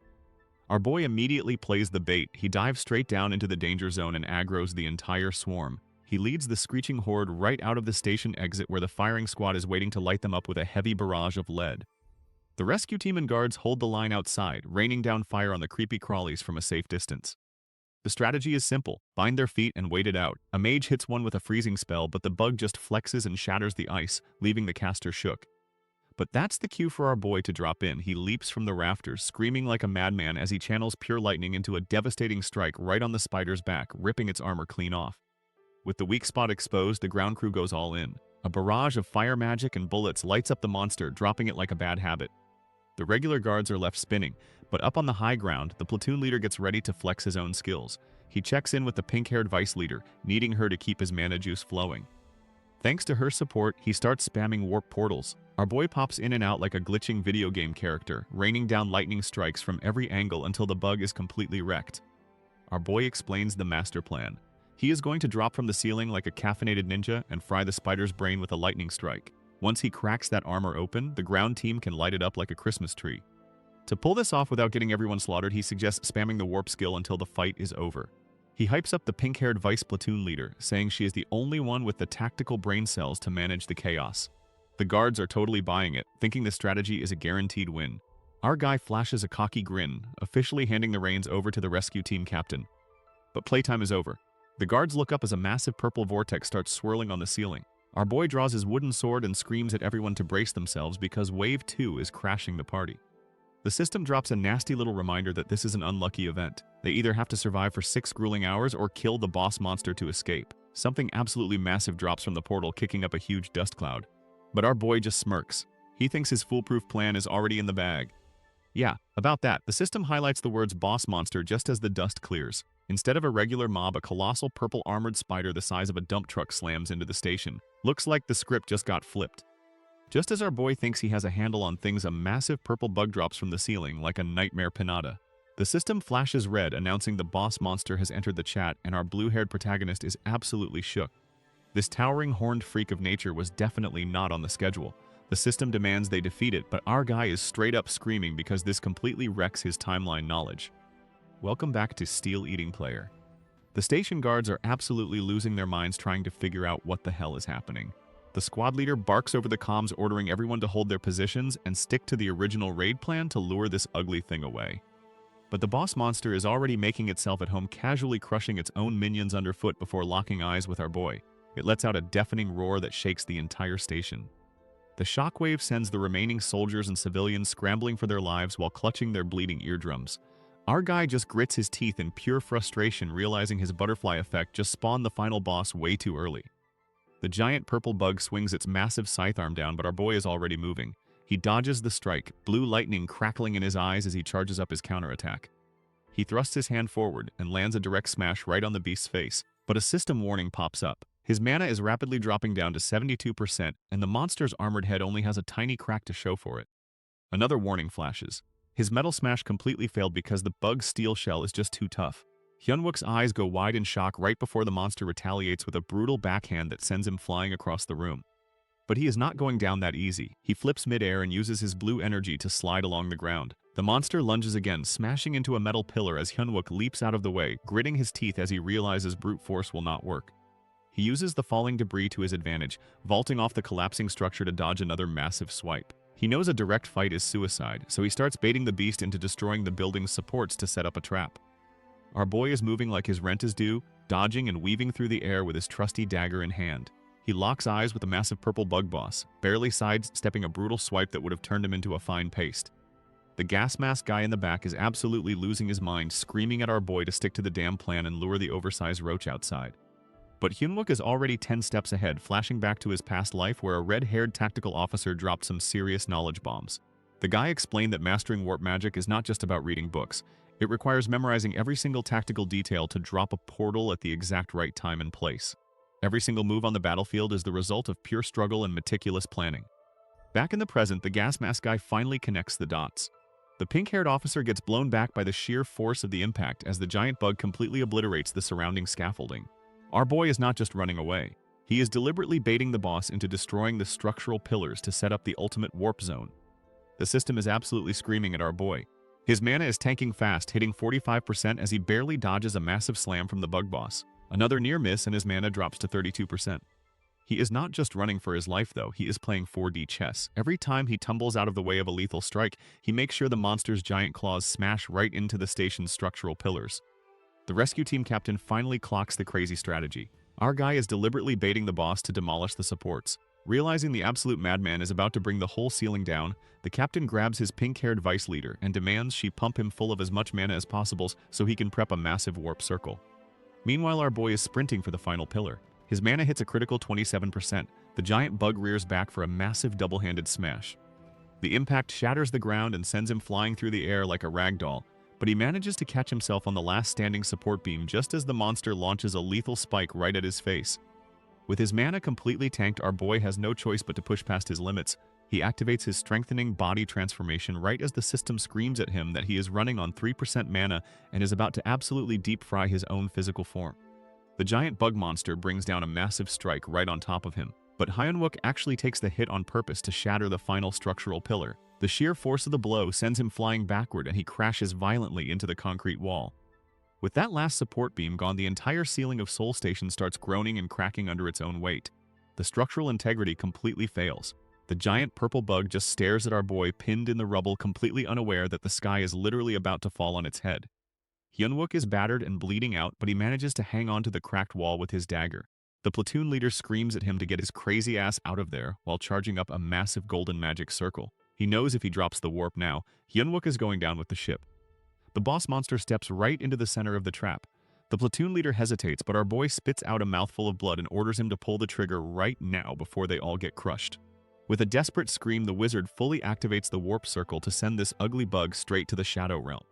The platoon leader screams and dumps his mana into the circle. The giant purple bug gets sucked right through the warp zone and goes tumbling down into the subway tracks below like a discarded toy. It hits the ground hard, but the big guy is definitely not happy about the sudden drop. Our boy is battered and bloody, but he manages a weak smile. He knew the platoon leader had it in him to pull off the clutch play. But the structural damage is already done. The entire ceiling gives way and a massive avalanche of rubble comes crashing down to bury the area. The platoon leader grabs the pink-haired girl to brace against the massive shockwave. He curses our boy out for being an absolute lunatic while the vice leader just screams his name in pure shock. As our boy plummets toward his doom, his life flashes before his eyes. But instead of his childhood, he gets a rerun of his past life as the Great Steel Emperor. Standing on top of a giant pincushion of a monster, past Yunwook is having a major crisis of faith. He whines to his red-haired comrade that they lost way too many people and he doesn't deserve to lead. She is absolutely not having his pity party. She grabs him by the collar and calls him a pathetic brat. She demands to know who exactly decides if he is worthy or not and asks why he still refuses to trust himself. Snap back to reality and things are looking incredibly bleak. The giant purple bug boss drops in from the ceiling portal and immediately sends our guy flying into a brick wall. To make matters worse, a giant red system warning pops up to let him know his mana is sitting at a pathetic 3%. Coughing up blood and completely out of gas, Hunwook actually apologizes to his squad as he slips off the edge and free falls into the abyss. But right as he accepts his fate, that flashback kicks back in. His past comrade gives him a reassuring pat on the chest and drops some crucial wisdom. She tells him that whenever he feels uneasy, he just needs to look into the eyes of the people who trust and follow him. And right on cue, the pink-haired vice platoon leader and her buddy literally dive through a golden warp portal to catch his falling body. Talk about a clutch save. Our boy is completely out of juice and bleeding out. He slips and falls backward into the abyss, fully ready to meet his maker again. But just as he is about to become a permanent floor decoration, his pink-haired squad mate and another soldier dive through a golden portal and catch his hand at the absolute last second. One of the rescue squad wizards screams his lungs out as he activates a massive warp circle. He holds the glowing rune steady while the entire stadium ceiling caves in around them, successfully teleporting our squad out of the crush zone just before thousands of tons of concrete flatten them into pancakes. But the universe is not done throwing hands today. A blaring red system window pops up announcing the official arrival of the boss monster, slapping a brutal 5-hour countdown timer on the screen. Meanwhile, outside the gate, the military base is in absolute shambles. A soldier reports that every media outlet in the country is breathing down their necks for a statement on the sudden boss monster spawn. The scarred battalion commander grabs his hat, stressed out of his mind because this operation just went from a standard rescue to a national disaster. To make matters worse, a corporate suit whispers to the orange-haired guild executive that the higher-ups are threatening to strip her of her attack squad leader title if she fumbles this raid. She immediately starts screaming about getting thrown under the bus, which earns her a massive side-eye from the battalion commander. He glares at her so hard it could melt steel. She snaps right back, telling the boomer to stop staring and screaming that she will just call in her secret weapon to fix this mess. She bites her nails and pulls out her phone, absolutely dreading having to dial up this specific crazy dog. Meanwhile, the guild suits are panicking and dialing up their absolute last resort, a contact literally named Crazy Dog. Back in the rubble of the collapsed station, our pink-haired healer is absolutely losing her mind. She screams at our boy for nearly getting himself flattened into a pancake. Hyunwook is dead silent. He realizes the timeline is officially off the rails and his solo player mindset is starting to backfire. The platoon commander is having none of it. He grabs our boy by the collar and completely roasts him for trying to solo the boss. He screams that tactics are built on teamwork and demands to know if Hyunwook even trusts his squad in the first place. That strikes a massive chord. Hyunwook flashes back to a fallen comrade from his past life who preached the exact same thing. A bloody smirk creeps onto his face. The healer begs them to focus on surviving, but our boy just brushes off the dirt. He thanks the commander for the reality check and casually announces he finally knows exactly how to kill this thing, leaving the commander completely stunned. Our boy finally figures out a game plan to take down the giant bug. He tells the squad that since he has steel skin, they are going to use electricity to fry this thing. He rallies the troops and tells them to listen up because they need perfect teamwork to pull this off. And of course, the first person he calls out to be the bait is his buddy Junmo. The poor guy in the gas mask is absolutely terrified and wonders why he always gets the short end of the stick. Meanwhile, outside the station, the military brass is getting absolutely roasted by the reporters are flashing their cameras and screaming at the generals, demanding to know why they sent a bunch of low-level rookies to deal with a massive boss monster. Back underground, the purple-horned beast finally bursts out of the rubble. It crashes down onto the train tracks and lets out a massive roar ready to tear our squad to shreds. Our boy grabs the pink-haired officer and dives out of the way just in time. The monster looks up right as a massive blue portal opens above it, dumping a huge wave of water magic to soak the beast and set up their electric trap. Our boy's crazy plan kicks off with the squad's water mages blasting the giant purple bug with everything they have. They completely drench the boss monster, turning it into a giant soggy lightning rod. The support squad immediately fires up an amplification rune. Hyunwook screams for Junmo to drop the hammer, and the gas mask bro slams his sparking weapon right into the magic circle. The amplified lightning blasts through the waterlogged beast, frying it like a cheap motherboard. The monster screeches in absolute agony, but the feedback is way too much for Junmo to handle. He begs our boy for help as his arms literally shake from the voltage. Hyunwook orders him to hold the line just a little longer until the frost rune is ready, but another squad leader screams for everyone to fall back. It is too late. The boss monster violently snaps out of the stun lock, unleashing a massive shockwave that sends the entire front line flying like bowling pins. The beast is officially pissed and ready to wipe the floor with the low-level grunts. But just as things look completely hopeless, the military brass finally drops their trump card. The commander announces that the secondary rescue team is literally just one guy. Enter Han Taesun. He is an S-rank powerhouse known as the Fist King, and he is ranked number 2 in all of Korea. A dude in sweatpants casually strolls past the exhausted squad, telling them they worked hard and can officially clock out. It is none other than the S-rank Fist King himself, Han Taesun. He drops his gym bag right in front of the giant purple bug boss like he is just here for a light cardio session. Our blue-haired boy just smirks from the sidelines. He knows exactly who this lazy tiger is and that the heavy lifting is finally out of his hands. Taesun does not waste a single second. He charges forward with a massive flaming gauntlet, warning the overgrown roach that if he catches it drooling on his turf, it is instantly dead. The giant purple bug is absolutely wrecking the station guards, but just when things look grim, the heavy artillery finally clocks in. Enter Han Taesun. He is an S-rank player known as the Fist King, and he is currently ranked number 2 in all of Korea. Up on the roof, our boy is chilling with his squad and watching the fireworks. He realizes his butterfly effect is kicking in hard because Taesun was not supposed to show up this early. In his past life, the Fist King completely soloed this boss and bagged a legendary pendant that basically made him an unkillable god. Taesun charges in with his fiery gauntlets ready to secure the bag. But our boy just flashes a devious grin. He is not about to let this top-tier meathead steal his hard-earned loot. He decides it is time to crash the party and snatch that legendary drop right off the table. Down on the ground, the Fist King easily blocks a massive strike from the bug and casually punches it back with a massive shockwave. He charges up his golden gauntlets with pure fire and delivers a devastating blow straight to the dome. The sheer force of the impact sends the giant insect flying across the station. The shockwave from the clash sends the nearby soldiers flying like absolute bowling pins. They groan in pain as the sheer force knocks them right off their feet. The gauntlet guy checks his gear and realizes there is not a single scratch on them. He glares at the giant purple bug and admits the beast is way sturdier than he expected. Deciding to turn up the heat, he leaps high into the air and ignites his golden gauntlets with roaring flames.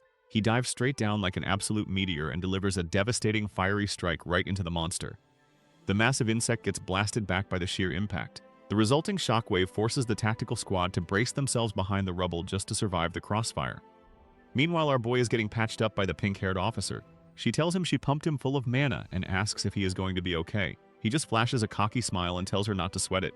He casually hands back her wand and steps right back into the danger zone.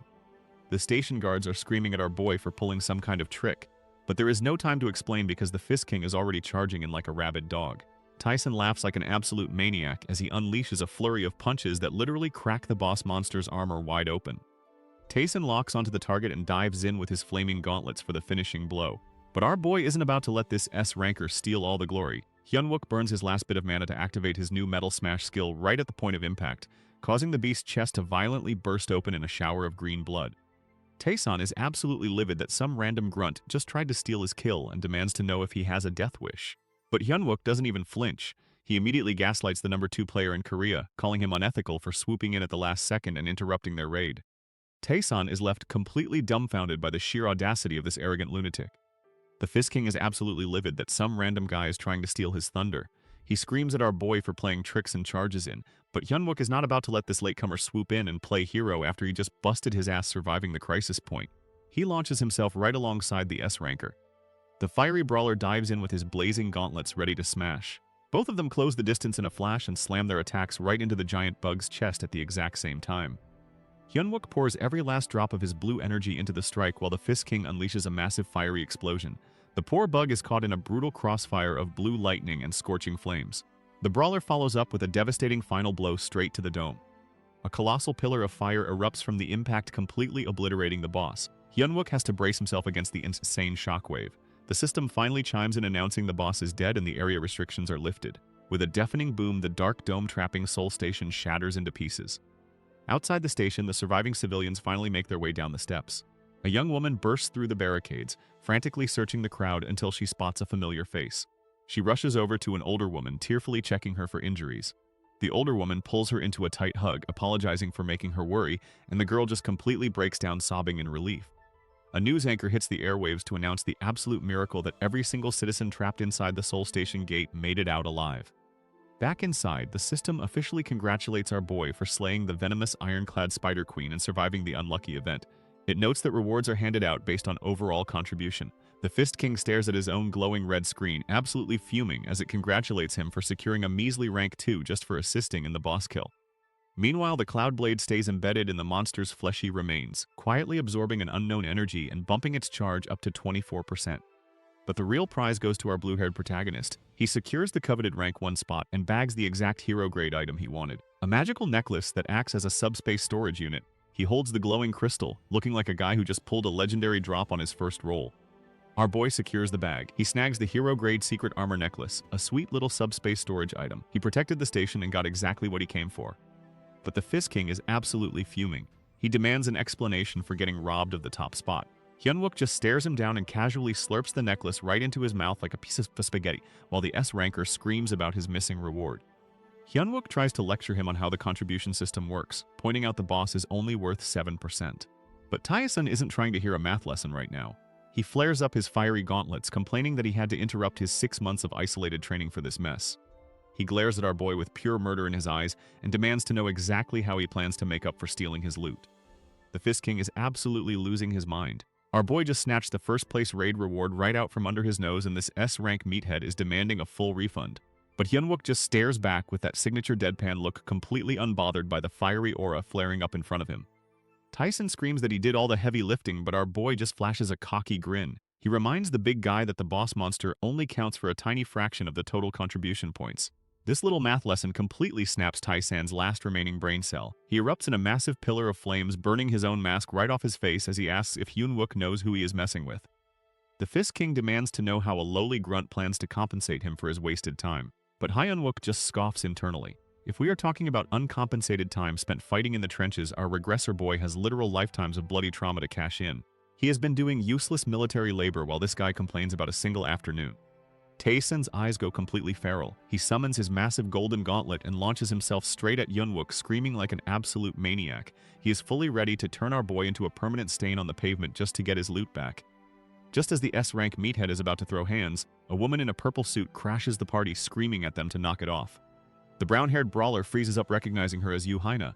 Our boy is just standing there looking completely lost as a massive military commander steps up behind her. Realizing this is his golden ticket out of a beatdown, our guy flashes a cheeky smirk. He casually pats the S-ranker's giant gauntlet, tells him it was an absolute honor, and just completely dips. Leaving the brawler absolutely flabbergasted, our boy jogs right over to the giant commander and throws up a crisp salute, acting like he is just a perfectly fine, totally innocent corporal reporting for duty. The brawler is absolutely losing his mind, screaming for him to get back here. But Haina steps in, rubbing her temples. She reminds the raging S-ranker that there are literal news choppers circling above them right now. The entire nation is watching this live broadcast, so if he throws a tantrum and starts a brawl in the middle of a ruined city, even her massive guild will not be able to cover up the PR nightmare. The brawler just grinds his teeth, forced to swallow his pride. But before anyone can even catch their breath, a massive golden teleportation ring rips open in the sky right above the rubble, and another high-ranking military officer casually floats down to join the chaos. Suddenly, a new player enters the chat. It is Brigadier General Choi Young-kyeol. This A-ranker casually floats down from a portal in the sky and looks at the tense standoff. He asks if there is a problem here. The suit girl quickly covers and says the gate is closed, so everything is peachy. The old man just winks. He knows damn well something is up, but he just floats away with his squad. She curses the sly old fox under her breath. With the military gone, she turns her attention back to the big guy. She demands to know why the station looks like a war zone if he cleared the gate. Our boy finally snaps. He yells that he did not destroy the place, and more importantly, he did not even get first place in the raid. Her jaw practically hits the floor. An S-ranker getting out damaged in a low-level gate is unheard of. He just turns his back and fumes. He leaves her to stomp her foot in pure frustration as she tries to process who the hell could have beaten him. The purple suit lady is absolutely flabbergasted. She cannot wrap her head around the fact that a literal S-ranker like the Fist King didn't snag the top spot in a measly level 15 event. The math is just not mathing for her right now. Meanwhile, the floating general is grilling our boy. His file says he can only lift a few hundred grams of metal, but his recent performance screams otherwise. The general straight up asks if he is really an F-ranker, which sends the guild lady into another spiral of confusion. An F ranker outperforming an S ranker? Her brain is practically melting. The old man is having the time of his life finding this whole mystery thrilling. The guild lady, on the other hand, is ready to pop some aspirin because absolutely nothing makes sense anymore. As they take a little stroll for a private debriefing, our boy keeps his guard all the way up. He knows exactly who he is dealing with, and he cannot afford to slip up. This old man is not just some desk jockey. He is a walking tactical nuke, a powerhouse so terrifying that even the worst villains in the future tried and failed to assassinate him multiple times. The general suddenly stops hovering and demands a full report on what just went down. Our boy snaps to attention, knowing he has to spin a very convincing lie right now to keep his secret safe. The floating brigadier general stops our boy in his tracks, demanding a full report on how a supposed F-ranker pulled off such a crazy stunt. Hyunwook snaps to attention, knowing he has to play this perfectly. He spins a tale about unlocking a rare achievement called Dunce's Rebellion that instantly boosted his stats and gave him new skills. The old man strokes his chin, noting that achievement systems are just as rare as hidden quests. Hyunwook sweats bullets, praying the general buys the lie since the world doesn't know F-rankers can level up yet. The general just gives a sly smile, sending a weird shiver down our boy's spine. The old man admits he can't call him an F-ranker anymore and asks if his actual combat power is at least C-rank. Hyunwook's eyes go wide, terrified that he is about to get drafted into some elite unit. But the general just praises his fantastic job and offers him a reward, like some magic armor. Hyunwook lets out a massive sigh of relief.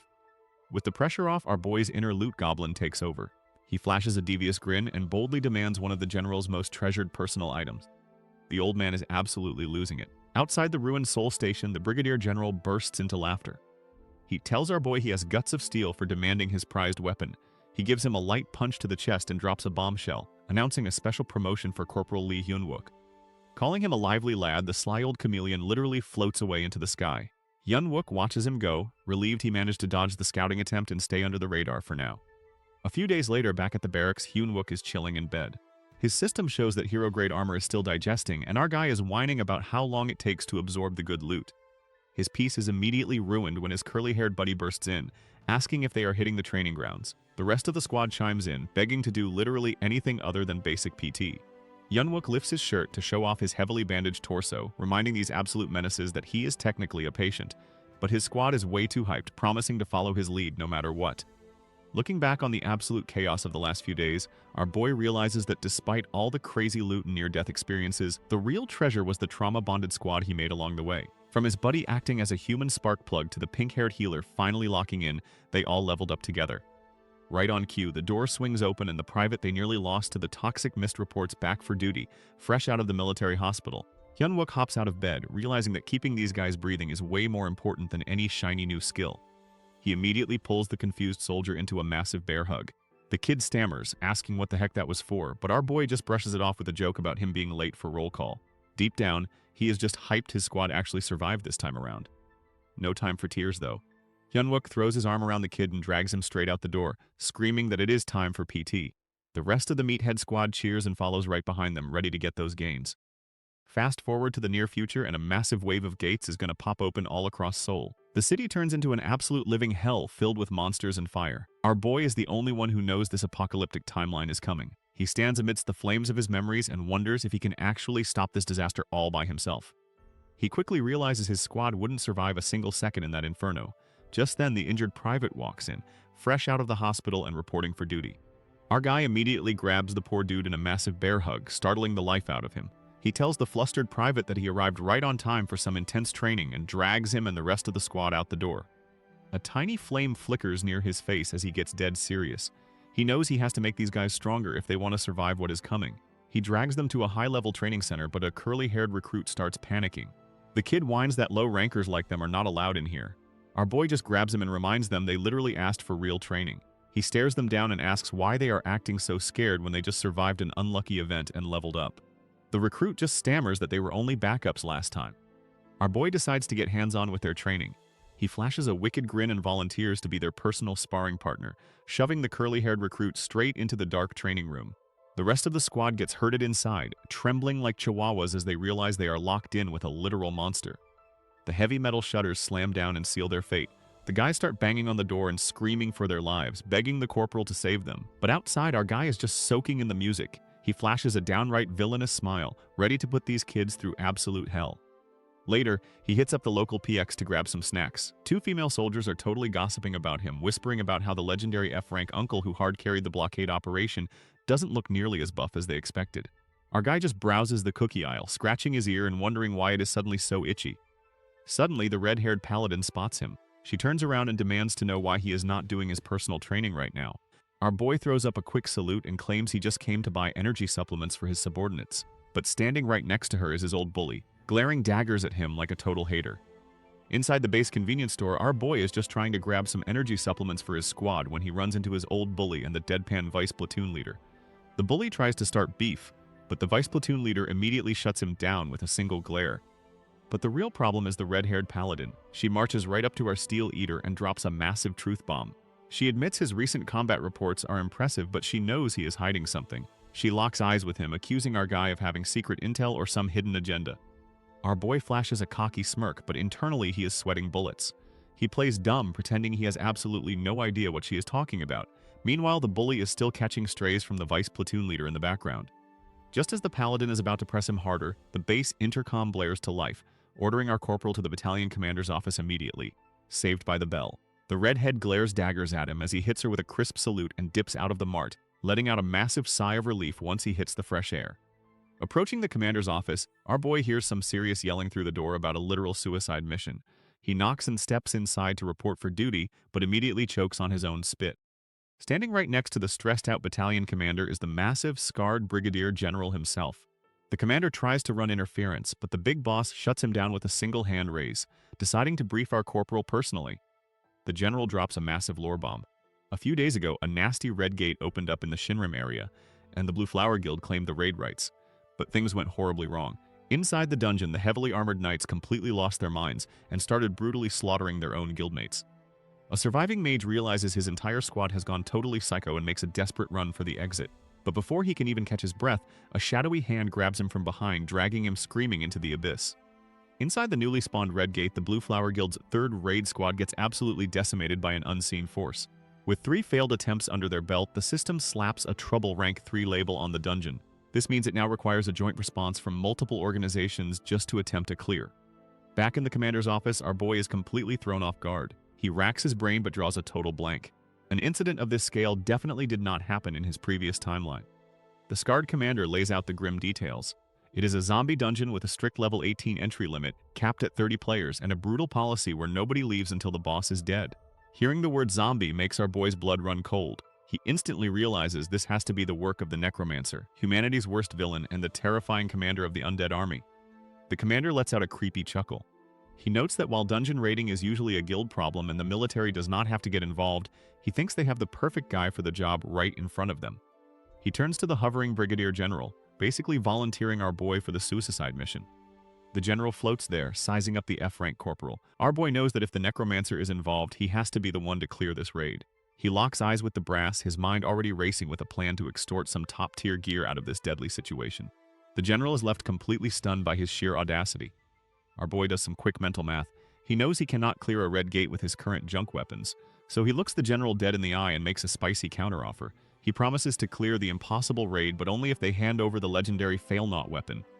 Now, this arrow is supposed to be a one-hit wonder. It has insane accuracy and nullifies magic, but it is basically impossible to retrieve once fired. But for a guy who literally controls metal like a magnet, that one-time use restriction is a complete joke. He is already picturing himself spamming this legendary loot like an absolute cheat code. The old man is actually impressed by the sheer audacity. He flashes a menacing grin and agrees to the terms, but warns our boy that he will face the ultimate consequences if he fails. Hyunwook just smiles right back. High risk means high reward, and our steel-eating menace is absolutely ready to cash in. The support squad is absolutely gassed. They are covered in grime and monster guts after a brutal training session, but feeling pretty good about themselves for surviving the gauntlet. But their moment of peace is ruined when our boy rolls up with a totally unhinged grin. He drops an absolute bombshell on the rookies and announces that they are officially going on their first ever solo deployment. The squad is instantly paralyzed with fear as they realize their nightmare is just beginning. 2 days later, the squad is packed into a transport truck rolling through the city at night. Their commanding officer hands out magazines loaded with shiny golden bullets. She explains these bad boys are infused with holy power specifically for the zombie dungeon they are about to raid and warns them to brace for some serious recoil. Another officer checks in with our corporal to make sure he actually brought the legendary weapon Fail-Not. Our boy just hits him with a cocky smirk and confirms he has it covered. He subtly flexes a glowing blue crystal shard hidden right up his sleeve so he can pull his trump card whenever he needs it. The transport finally pulls up to the Silumdong Red Gate, which has been completely locked down as a base camp by the elite Blue Flower Guild. The squad is ordered to disembark immediately. The officer barks at them to grab their gear and hustle to the operations meeting before they head inside the meat grinder. Our boy's squad rolls up to the Red Gate base camp, but the welcome wagon is looking a little rusty. The Blue Flower Guild Knights are already there, and they are not hiding their disgust for the regular army grunts. They call them the lowest rungs and a total burden. But it gets worse. One of the tin cans slips up and mentions something called Operation Retrieval. His scarred buddy quickly shuts him up, but the plan is clear. As soon as they cross the gate, they are ditching the soldiers to die. Classic guild behavior. Our boy catches the tail end of this little conspiracy. Operation Retrieval? Sounds like they are hiding something big. He steps into the meeting room to get some answers. Waiting for him is the orange-haired guild exec, looking smug as ever. She claims she knew he would show up, bringing up that business card she gave him. Our boy shuts her down instantly, saying he never asked for it. She snaps back, telling him to drop the past and stay out of their way for this raid. The orange-haired guild leader tells our boy to stay in his lane and not get in the way of her elite squad. But Hyunwook is not about to just roll over and take orders from a corporate nepo baby. He claps back that his military troops have just as much right to raid this gate as her fancy guild does. She asks if he seriously thinks his ragtag squad is going to take down a boss monster. Our guy just stares her down. She literally bursts out laughing in his face. She wipes away a tear and asks if he really thinks he is going to get lucky twice after that fluke at Seoul Station. Hyunwook coldly corrects her that his victory had absolutely nothing to do with luck. Her smile drops instantly as she asks if he has a death wish. She sarcastically offers to let him enter first before changing her mind. She brags that 3 of the top 100 prospects are in her raid party and tells him to stay out of their way. But Hyunwook is barely listening to her flex. He remembers overhearing her goons whispering about a secret retrieval operation earlier. Realizing she is hiding something major inside this dungeon, he calls out to her with a brand new plan brewing in his head. Our boy isn't about to let this corporate guild walk all over him. He looks the orange-haired executive dead in the eye and proposes a high-stakes wager. If his ragtag squad clears the boss before her elite Blue Flower Guild does, she owes him big time, but if he loses, she gets to claim his life. Without missing a beat, he accepts the terms with a cocky grin, knowing full well she is hiding some secret agenda for this raid. The heavily armored Blue Flower Vanguard gets the green light to enter the Red Gate first. The second they step through the portal, these supposed heroes immediately set up a shield wall and plan to sprint ahead, fully intending to ditch the military squad and leave them in the dust. Outside, the military squad waits out their mandatory 3-minute delay. The rookies are sweating bullets, but their squad leader barks at them to focus up and remember their drills. With their shields raised and weapons hot, the boys march straight into the glowing red abyss. As they cross the threshold, a blinding crimson light washes over them. The point man squints through his visor, but his eyes immediately snap wide open in pure horror. That elite vanguard that planned to leave them behind is already getting brutally chewed to pieces by the undead horde. Our boys step through the gate and immediately have to slap their hands over their mouths to keep from screaming. Because that arrogant Blue Flower Vanguard that rushed in ahead of them to steal the glory? Yeah, they are currently getting absolutely blended in the red-lit darkness. It is a total massacre. One of the knights cries out as their commander gets skewered like a human kebab right in front of his trembling men, dropping dead on the blood-soaked floor. Our boy calmly throws up a hand signal to hold the line as the surviving guild members scatter like roaches in a panic, leaving the modern tactical squad to step up with their shields and face the music. And the music happens to be a massive crowned skeletal boss monster draped in a tattered red cape that looks like it woke up on the wrong side of the crypt. The rookies gasp in pure terror as the giant bone daddy lets out a menacing growl and lunges right for them with its massive claws. Our boy doesn't even blink. He raises his rifle and squeezes the trigger, lighting up the pitch-black chamber with a blinding flash of holy lead. The squad is immediately greeted by a massive red-cloaked monstrosity rocking a crowned skull for a head. The system chimes in to officially introduce the boss monster of this hellhole, the Zombie King. The guys absolutely lose their minds screaming as the giant undead royal takes a massive swipe at them with its freakishly long claws. But our boys do not just roll over and die. One of the grunts immediately raises his rifle and unloads a clip right into the beast. Too bad the bullets just spark harmlessly against an invisible wall. The soldier grits his teeth, realizing this oversized skeleton has a magic barrier protecting it. Still, the squad holds their ground and keeps their iron sights locked dead on the monster's ugly mug. We jump back to a quick flashback at the training grounds. One of the recruits raises his hand and asks our boy the million-dollar question. If modern firearms are basically useless against high-level monsters, why the hell are they doing standard military rifle drills? Hyunwook casually agrees with the kid, admitting that regular bullets are basically just rubber pellets against these executive-level threats. Our boy explains that even holy bullets are basically Nerf darts against executive-level monsters. But they aren't using rifles to kill. Zombies might be rotting, but their hearing is top tier. The plan is to use the deafening gunfire to completely disorient the undead so they cannot even perceive the squad. One of the guys asks the million-dollar question, what if these specific zombies have other working senses? Hyunwook does not sugarcoat it. If that is the case, they are all getting turned into a zombie buffet. With the grim reality check out of the way, it is go time.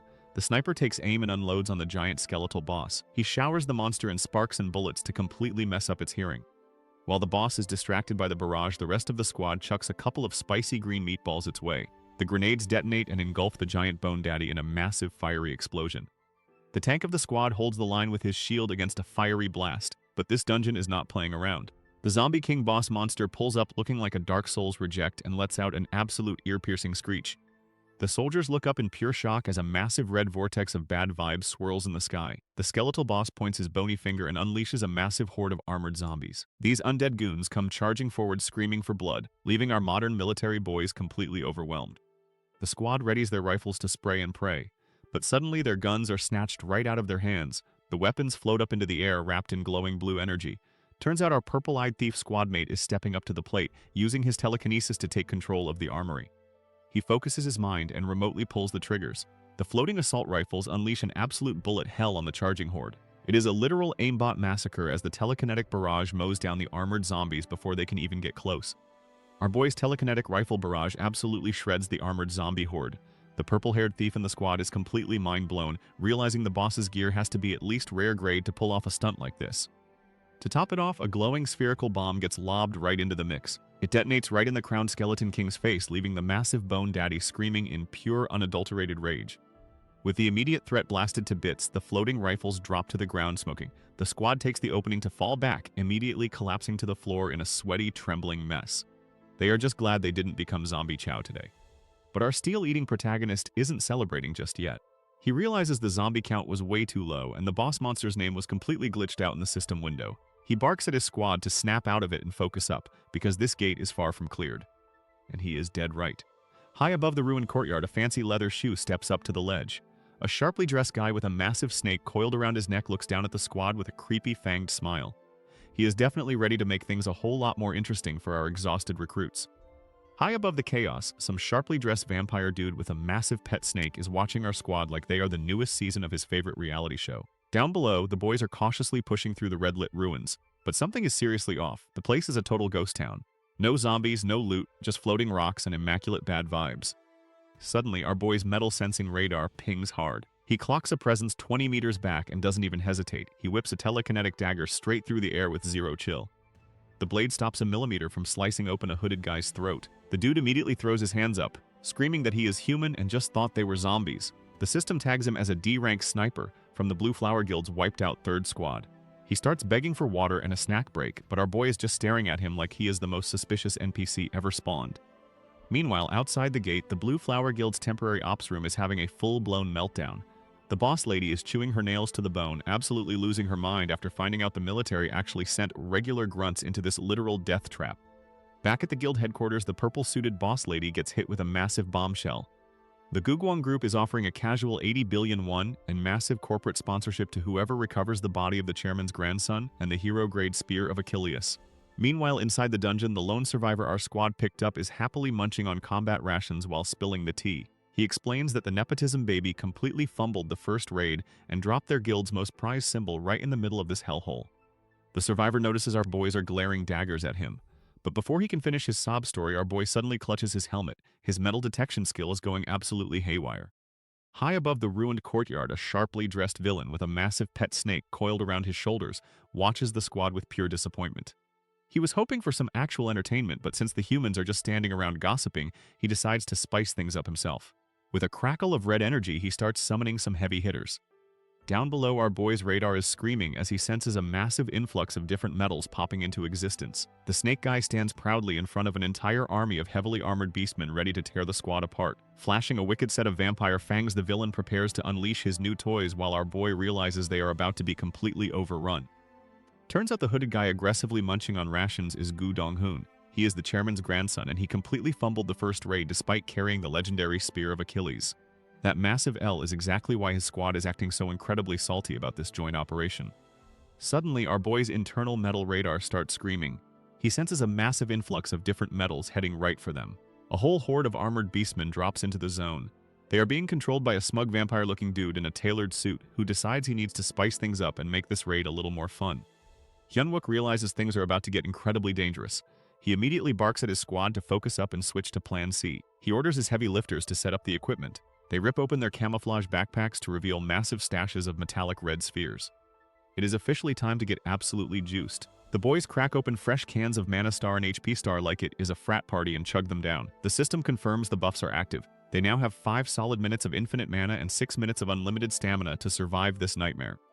Our boy gives Junmo the signal. The squad starts whispering their final preparations, making sure everyone is locked in for Plan C. The hooded sniper is completely lost and demands to know what this grand strategy actually is. The answer is simple. They are going to run for their lives. Before the sniper can even process this, a massive horde of monsters roars in the distance and the squad absolutely books it, leaving him in the dust. Junmo stays behind, acting as the ultimate bait. He summons a swarm of floating metal orbs and screams for the rest of the squad to fall back. Watching from the shadows, the vampire suit guy just laughs. He thinks sacrificing one comrade is the most pathetic strategy ever, especially with a massive horde of beasts charging right at them. But Junmo is not just standing there waiting to get eaten. He kicks up the dirt and actually lets out a sigh of relief as he gets to work.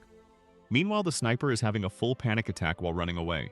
He thinks abandoning their guy is completely insane. But the squad mate shuts him down immediately. He explains that Corporal Lee Hyunwook cooked up this exact tactic himself and our boy does not miss. Back on the front line, Junmo charges headfirst into the monster wave with his metal orbs ready to pop off. The horde of armored beastmen charges through the red forest completely bloodthirsty. But our boy isn't just running for his life. He is leaving a trail of floating iron beads right in their path. The dumb mutts are so focused on their prey they do not even notice the tiny metal spheres flying straight into their open jaws. One of them catches a bead right in the teeth and just looks confused. That is exactly what our guy was waiting for. His eyes crackle with blue lightning as he screams for the beads to smash. The divine energy packed inside the metal detonates instantly. It triggers a massive chain reaction that blows the heads off the entire pack of monsters in one glorious fireworks display. Watching from the sidelines, the suit guy with the giant snake realizes he just got played. He notes that the iron beads were infused with divine power and our boy was just acting as bait to group them up. Meanwhile, the rest of the raid group has their own massive problem to deal with. The giant red-cloaked skeleton king towers over the armored knights and lets out an ear-piercing roar to kick off the real boss fight. Our boy is sprinting for his life as the designated bait. His metal sensing radar suddenly spikes like crazy. He glances up at the ridge and spots a fresh batch of ugly werewolf mutts waiting for him. But that is not what triggered his alarm. Standing right in the middle of the chaos is a dude in a tailored suit rocking a giant pet snake. Our boy recognizes those glowing red eyes instantly. It is the exact same smug villain who orchestrated his execution in his past life.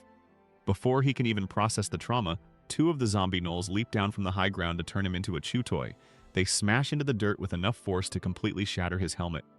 But our guy is not going down that easy. He unleashes a burst of blue lightning magic to blast the mutts back. Bleeding from the head but looking absolutely locked in, he channels his remaining mana into his outstretched hand as the rest of the furry horde charges right at him. Up above, the vampire edgelord smirks. He figures our boy just wasted all his divine iron beads and is completely out of juice, but that smug grin vanishes real quick when he looks up and realizes he is dead wrong. The sky literally falls on the beastmen as thousands of razor-sharp metal shards rain down like a blender on puree. The suit guy watches his army get turned into Swiss cheese and finally connects the dots.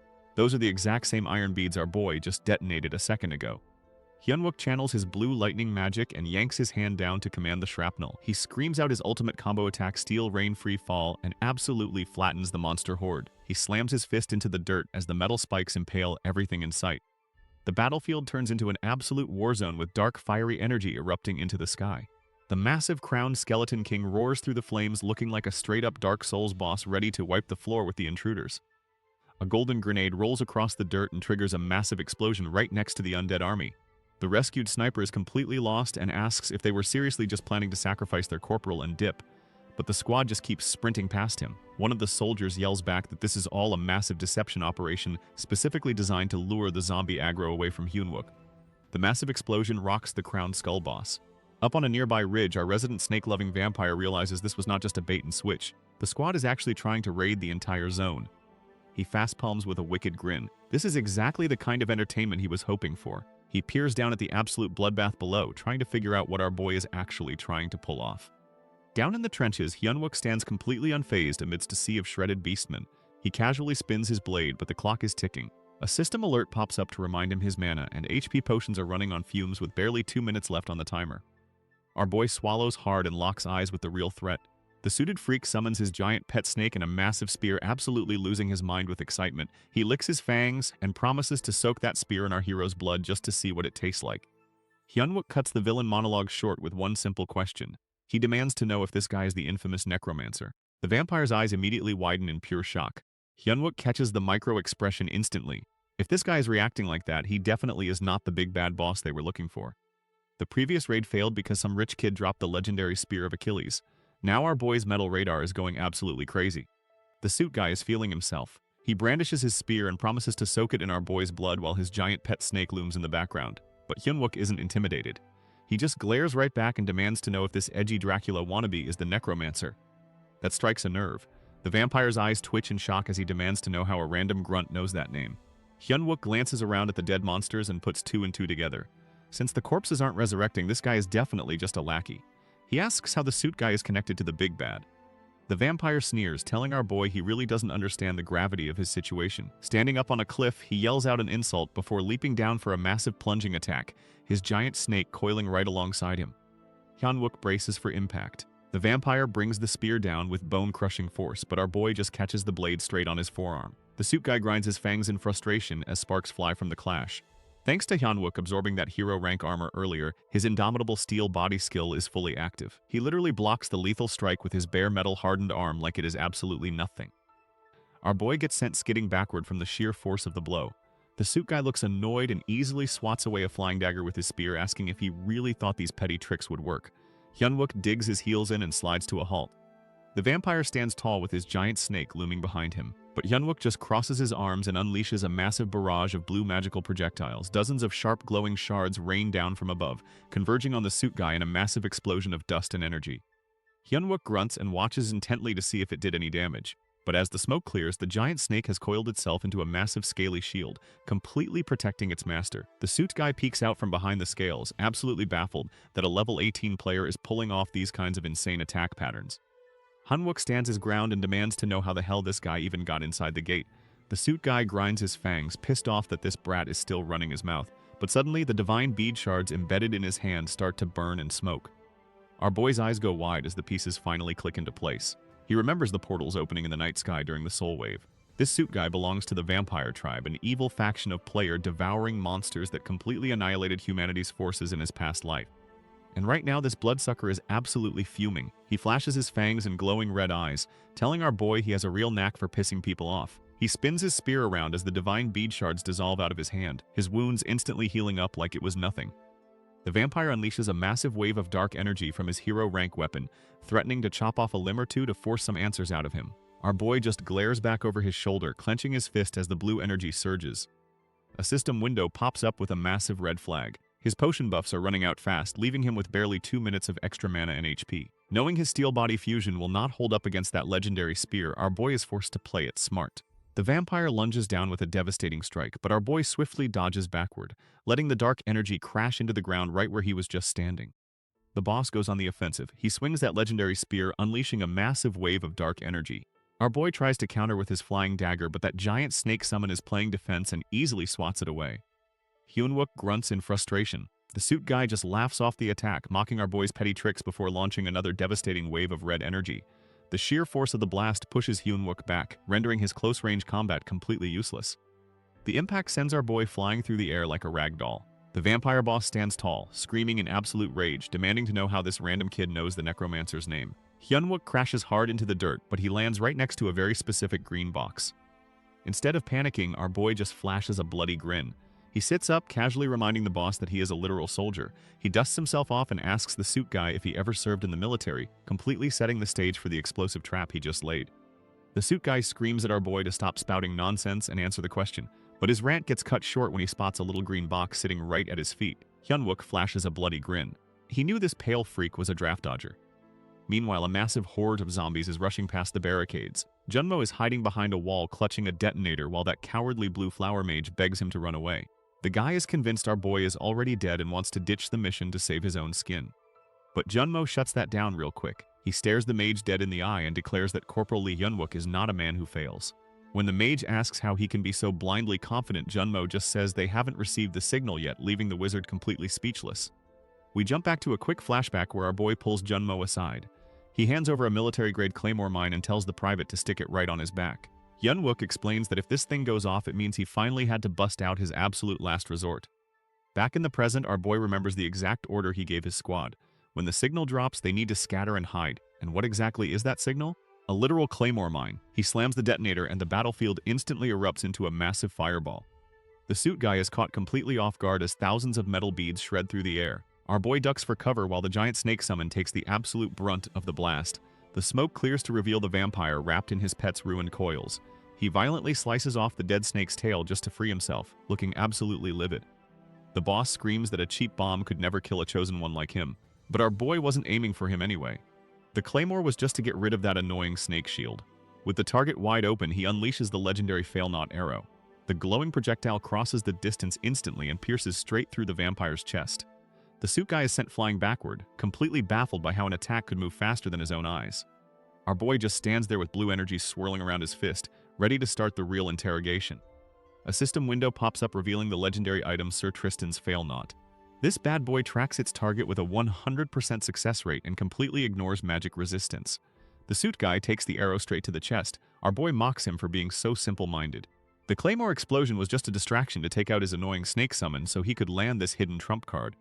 The vampire screams in agony as he tries to rip the shaft out of his chest, but it is completely useless. The arrow is infused with our boy's blue energy, making it impossible to remove. Bleeding but grinning like an absolute menace, our boy points a glowing finger right at him. He tells the suit guy not to worry because he is not going to kill him just yet.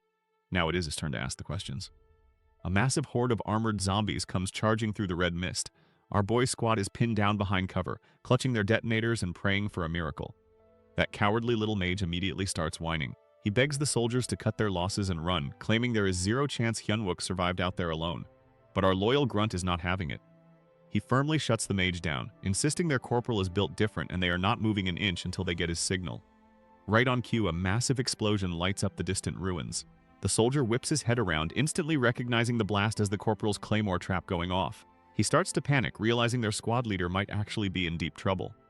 Instead of showing an ounce of respect, the hooded mage literally claps his hands in joy. He flashes a smug grin and hits them with a massive "I told you so," suggesting they just go hide and munch on combat rations until backup arrives. This absolutely disgusts the soldier. He glares daggers at the little rat, furious that this guy has the audacity to laugh when that explosion means one of their brothers in arms might be dead. Back with the support squad, the cowardly little mage is practically begging the guys to ditch our boy and hide. He hits them with the classic excuse that the living have to keep living, desperately trying to justify bailing on their commander. But before he can scurry off to a safe corner, the entire dungeon starts glitching out like a corrupted save file. The red sky shatters into digital pixels, and a massive, terrifying castle literally renders itself right on top of them. The system drops a terrifying notification. The Zombie King's castle in Dako is manifesting, and the boss is ready to absolutely destroy anyone trespassing on his lawn. The squad completely loses their minds as an entire building just drops into the zone, but that is the least of their problems. Because the glitching pixels are also spitting out a fresh horde of skinless, screaming zombies. The cowardly mage is practically wetting his robes in terror, but the squad leader immediately throws up a fist and shushes everyone, knowing one wrong sound will get them all eaten alive. The zombie horde is closing in fast. The cowardly mage takes one look at the undead army and decides he is absolutely not built for the trenches, sneaking off and leaving his shield bro in the dust. The ghouls are right on their heels. The remaining soldiers start sweating bullets and open fire on the charging horde, screaming that there are way too many of them to handle. But before they get completely overrun, the entire environment glitches out as a massive upside-down red castle manifests right out of thin air. Meanwhile, our boy Hyunwook has the suit-wearing vampire completely pinned down with the fail-not arrow. The bloodsucker tries to yank the legendary weapon out of his chest, but Hyunwook casually lets him know it is locked in with his own power. Hyunwook flashes a menacing smile, telling the guy not to worry because he is not going to kill him just yet. It is interrogation time. The vampire just chuckles and flashes his fangs, asking if he really thinks a little arrow can put him down. Hyunwook agrees that he needs divine power for a quick execution, but promises that bleeding out slowly is going to hurt a whole lot more. That wipes the smug grin right off the vampire's face. The suit guy screams in absolute agony as the magic arrow pins him down. Our boy just smiles through the blood on his face and channels his blue energy. He tells the vamp that he is the one asking the questions now. He wants to know if the Gugwang group's second grandson is his sugar daddy. The vampire just glares back with a twitching eye. The bloodsucker throws a massive fit about being targeted by lowly prey, but he is left huffing and puffing against the spear. Our armored hero just smirks. He notes that at least his opponent is not lying and tells him to keep that same honest energy for the real question. He leans in and asks if the vamp knows who the necromancer actually is. The villain tries to act all high and mighty, mocking our guy for not knowing anything about the legendary being. But before he can finish his villain monologue, our boy casually flicks a glowing blue dagger right at his throat. He warns the vamp not to cross the line. Looking at the guy's reaction, our hero quickly connects the dots. He realizes this edgy Dracula has never actually seen the necromancer in person. He points out that a guy as careful as the necromancer would never show his face to a lackey like him. As a giant snake quietly slithers up right behind our hero, he asks the million-dollar question. Is this guy just some obsessive stalker fanboy? The vampire literally shakes with rage at the disrespect. Our boy casually dodges a massive snake strike and flexes that he knows way more about the necromancer than this guy does. The suit guy loses his absolute mind and screams that the necromancer has not even awakened yet. But our boy just casually rips a glowing blue spear straight out of the dead snake's skull. The system chimes in to congratulate him on bagging the hero-grade Spear of Achilles. It is a nasty little weapon that stops wounds from healing. He points his shiny new toy at the pinned vampire and demands to know how he bypassed the Blue Flower Guild outside to get in here alone. The vampire's eye twitches. He glances down at his glowing ring and realizes something is very wrong. He grips the arrow in his chest and screams back at our boy. He demands to know how a scrub like him bypassed the level 18 entry restriction when he was the one who opened this gate in the first place. Our boy is genuinely stunned. Wait, an individual can control gates. The vampire catches that flustered look and grins like an absolute menace. He realizes our boy is clueless and announces that Phase 2 is about to begin. The entire forest starts glitching out like a broken server. Our boy realizes the terrain is shifting and he is about to lose his legendary arrow. He locks onto his target and uses his metal control to violently rip the fail knot straight through the vampire's chest before the space completely warps. Our boy rips that glowing arrow right through the suit guy and pins him to the wall like a cheap poster. But the vampire gets the last laugh. A massive system warning pops up to announce that the Zombie King's castle has fully manifested. The gate's level restriction just skyrocketed from 18 to 30 and the whole environment glitches out into a massive red fortress. The fanged freak just smirks. He brags that his custom raid gate is finally hitting its second phase and tells our boy to enjoy the true horror of his little design project. The entire dungeon warps into a nightmare landscape. Meanwhile, the rest of the squad is having a terrible time. They are playing the world's worst game of hide-and-seek with a horde of skinless ghouls. One guy is literally crawling through a hole in the wall to avoid becoming a midnight snack. Then the main event arrives. The Zombie King himself floats down in a storm of red energy. He is rocking a skull mask and a spiked collar like he just raided a hot topic. He raises his hands and summons a pair of glowing pink eyeballs. Those creepy little orbs shoot straight into the empty sockets of a nearby corpse. The zombie's eyes instantly ignite with purple fire and it lets out a blood-curdling scream. The Zombie King hovers over his newly buffed undead army to unleash absolute chaos. The supercharged ghouls immediately leap down to maul the terrified soldiers. It is time to witness the true terrifying form of Baron Samedi and see if our F-rank player can actually survive a level 30 boss fight. The vampire's grand master plan is finally laid out. He wants to sacrifice the bait and let his undead army swarm the outside world. But our boy isn't about to let that happen. He swings his blade with pure rage, ready to throw down with the big boss himself. And speak of the devil, the Zombie King finally reveals his true form. Baron Samedi steps up to the plate, rocking a crown of horns and glowing purple eyes, daring anyone to try and stop his descent. Our boys in uniform are currently playing the world's worst game of hide-and-seek with a very hungry, very bloody zombie. One guy is literally crawling through a hole in the wall just to nope out of there. But the dungeon has other plans. Suddenly, these weird stone urns start glitching out and dissolving into digital dust right in front of them. The guards peek over the wall completely confused. Turns out it is just the boss making a grand entrance. A massive cloaked figure wearing a literal skull for a crown rises up from the red mist. The urns completely shatter as this guy flexes his dark aura. The soldiers are absolutely bricking it. They look up to see this floating nightmare radiating pure villain energy. And he is not just here to look intimidating. The Skull King unleashes a wave of purple magic that shoots straight into the zombie horde below. Suddenly, every single undead minion gets a massive power-up with their eyes glowing bright purple. And that is when our hiding soldier realizes the horrifying truth. The zombies are not blindly stumbling around anymore. They just got their vision back and they are looking right at him. The zombies suddenly lock eyes with the hiding soldiers. Yeah, they can see now. One brave soul decides to play hero. He screams for his squad to fall back while he lays down cover fire against the massive horde. But he is not just dealing with brain-dead biters. The big boss himself, Baron Samedi, is fully manifesting. The horned freak raises a massive whip and slams it down. The impact shatters the ground and sends our boys flying. Desperate times call for explosive measures. A golden grenade rolls into the mix and pops off. The The blast buys the squad a precious few seconds to form a defensive line. One guy screams at the rookie to get his butt out of there, but the kid is planted firmly behind his riot shield and refuses to budge. They hold the line together and unload everything they have into the approaching horde. But their bullets just bounce off the Demon King's thick hide like annoying little pebbles. And to make matters worse, the squad is hesitating. It is hard to pull the trigger when the monster charging at you used to be your bunkmate. The squad is getting absolutely swarmed by the undead horde. They toss their last golden grenades to buy some time, but the sheer numbers are overwhelming. The rearguard screams that they will take as many down with them as they can, begging the others to hurry. Choi Min-jae looks back in pure terror before booking it, ordering the rest of the raid squad to chuck whatever explosives they have left. A massive fireball erupts near the castle, but it is barely a speed bump for this nightmare. Then the system drops the real bad news. The Zombie King's castle is fully manifesting, jacking the gate's entry restriction all the way up to level 30. If they do not stop this, these freaks are going to spill out into the real world. And to top it off, the big boss himself, Baron Samdi, is officially touching down. Outside, our boy Hunwook is sprinting through a literal rain of magical spears. He hears the massive explosions echoing from the castle and knows exactly what it means. He flashes back to the grim instructions he gave his squad before splitting up. He told them that if they heard his claymore go off, it meant he was out of options and they needed to hide. He even tried to set up a chain of command in case he bit the dust, but the rookie was not having it.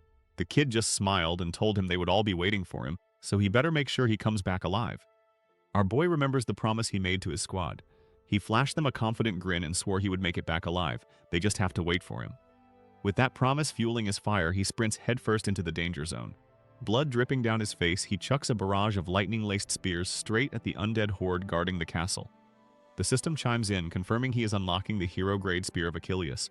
This bad boy inflicts wounds that refuse to heal, but it comes with a massive 21% mana drain. He screams to unlock its full power, completely ignoring the giant red warning signs flashing in his face about his rapidly depleting mana pool. The zombies roar and charge right back at him. The system keeps spamming him with high mana consumption alerts, but our guy is absolutely fed up. He tells the glowing blue boxes to shut up because he already knows the risks. He has a promise to keep. He leaps right into the thick of the horde and slams the legendary spear down, triggering a massive shockwave that absolutely obliterates the front line of the undead army. Back inside the castle, the big bad zombie king is ready to make his grand entrance. He is looking absolutely demonic with his purple fire crown and spiked shoulder pads. But right as he is about to drop in, a system warning pops up. His descent has been interrupted. The big guy looks around completely confused and absolutely furious. Someone is ruining his vibe and he is not happy about it. Meanwhile, the support squad is running for their absolute lives. One of the soldiers is literally lugging a massive stone vase while sprinting away from a horde of flesh-eating monsters. His buddy screams at him asking why the hell he brought that heavy garbage. The squad thief just yells back that it looked super important to the boss. Priorities, man. But his little looting spree cost him as a zombie lunges forward and grabs his shoulder. Luckily, the rest of the squad is not about to let him become a snack. They unleash a hail of covering fire. Bright orange tracers rip through the narrow hallway and blast the undead right off his back. The guys scream for the stragglers to hurry up because they have a trap ready. One of the soldiers arms a massive block of C4 on the wall. He screams for their tank to step up. The heavy steps right into the choke point and slams down his massive riot shield to block the corridor.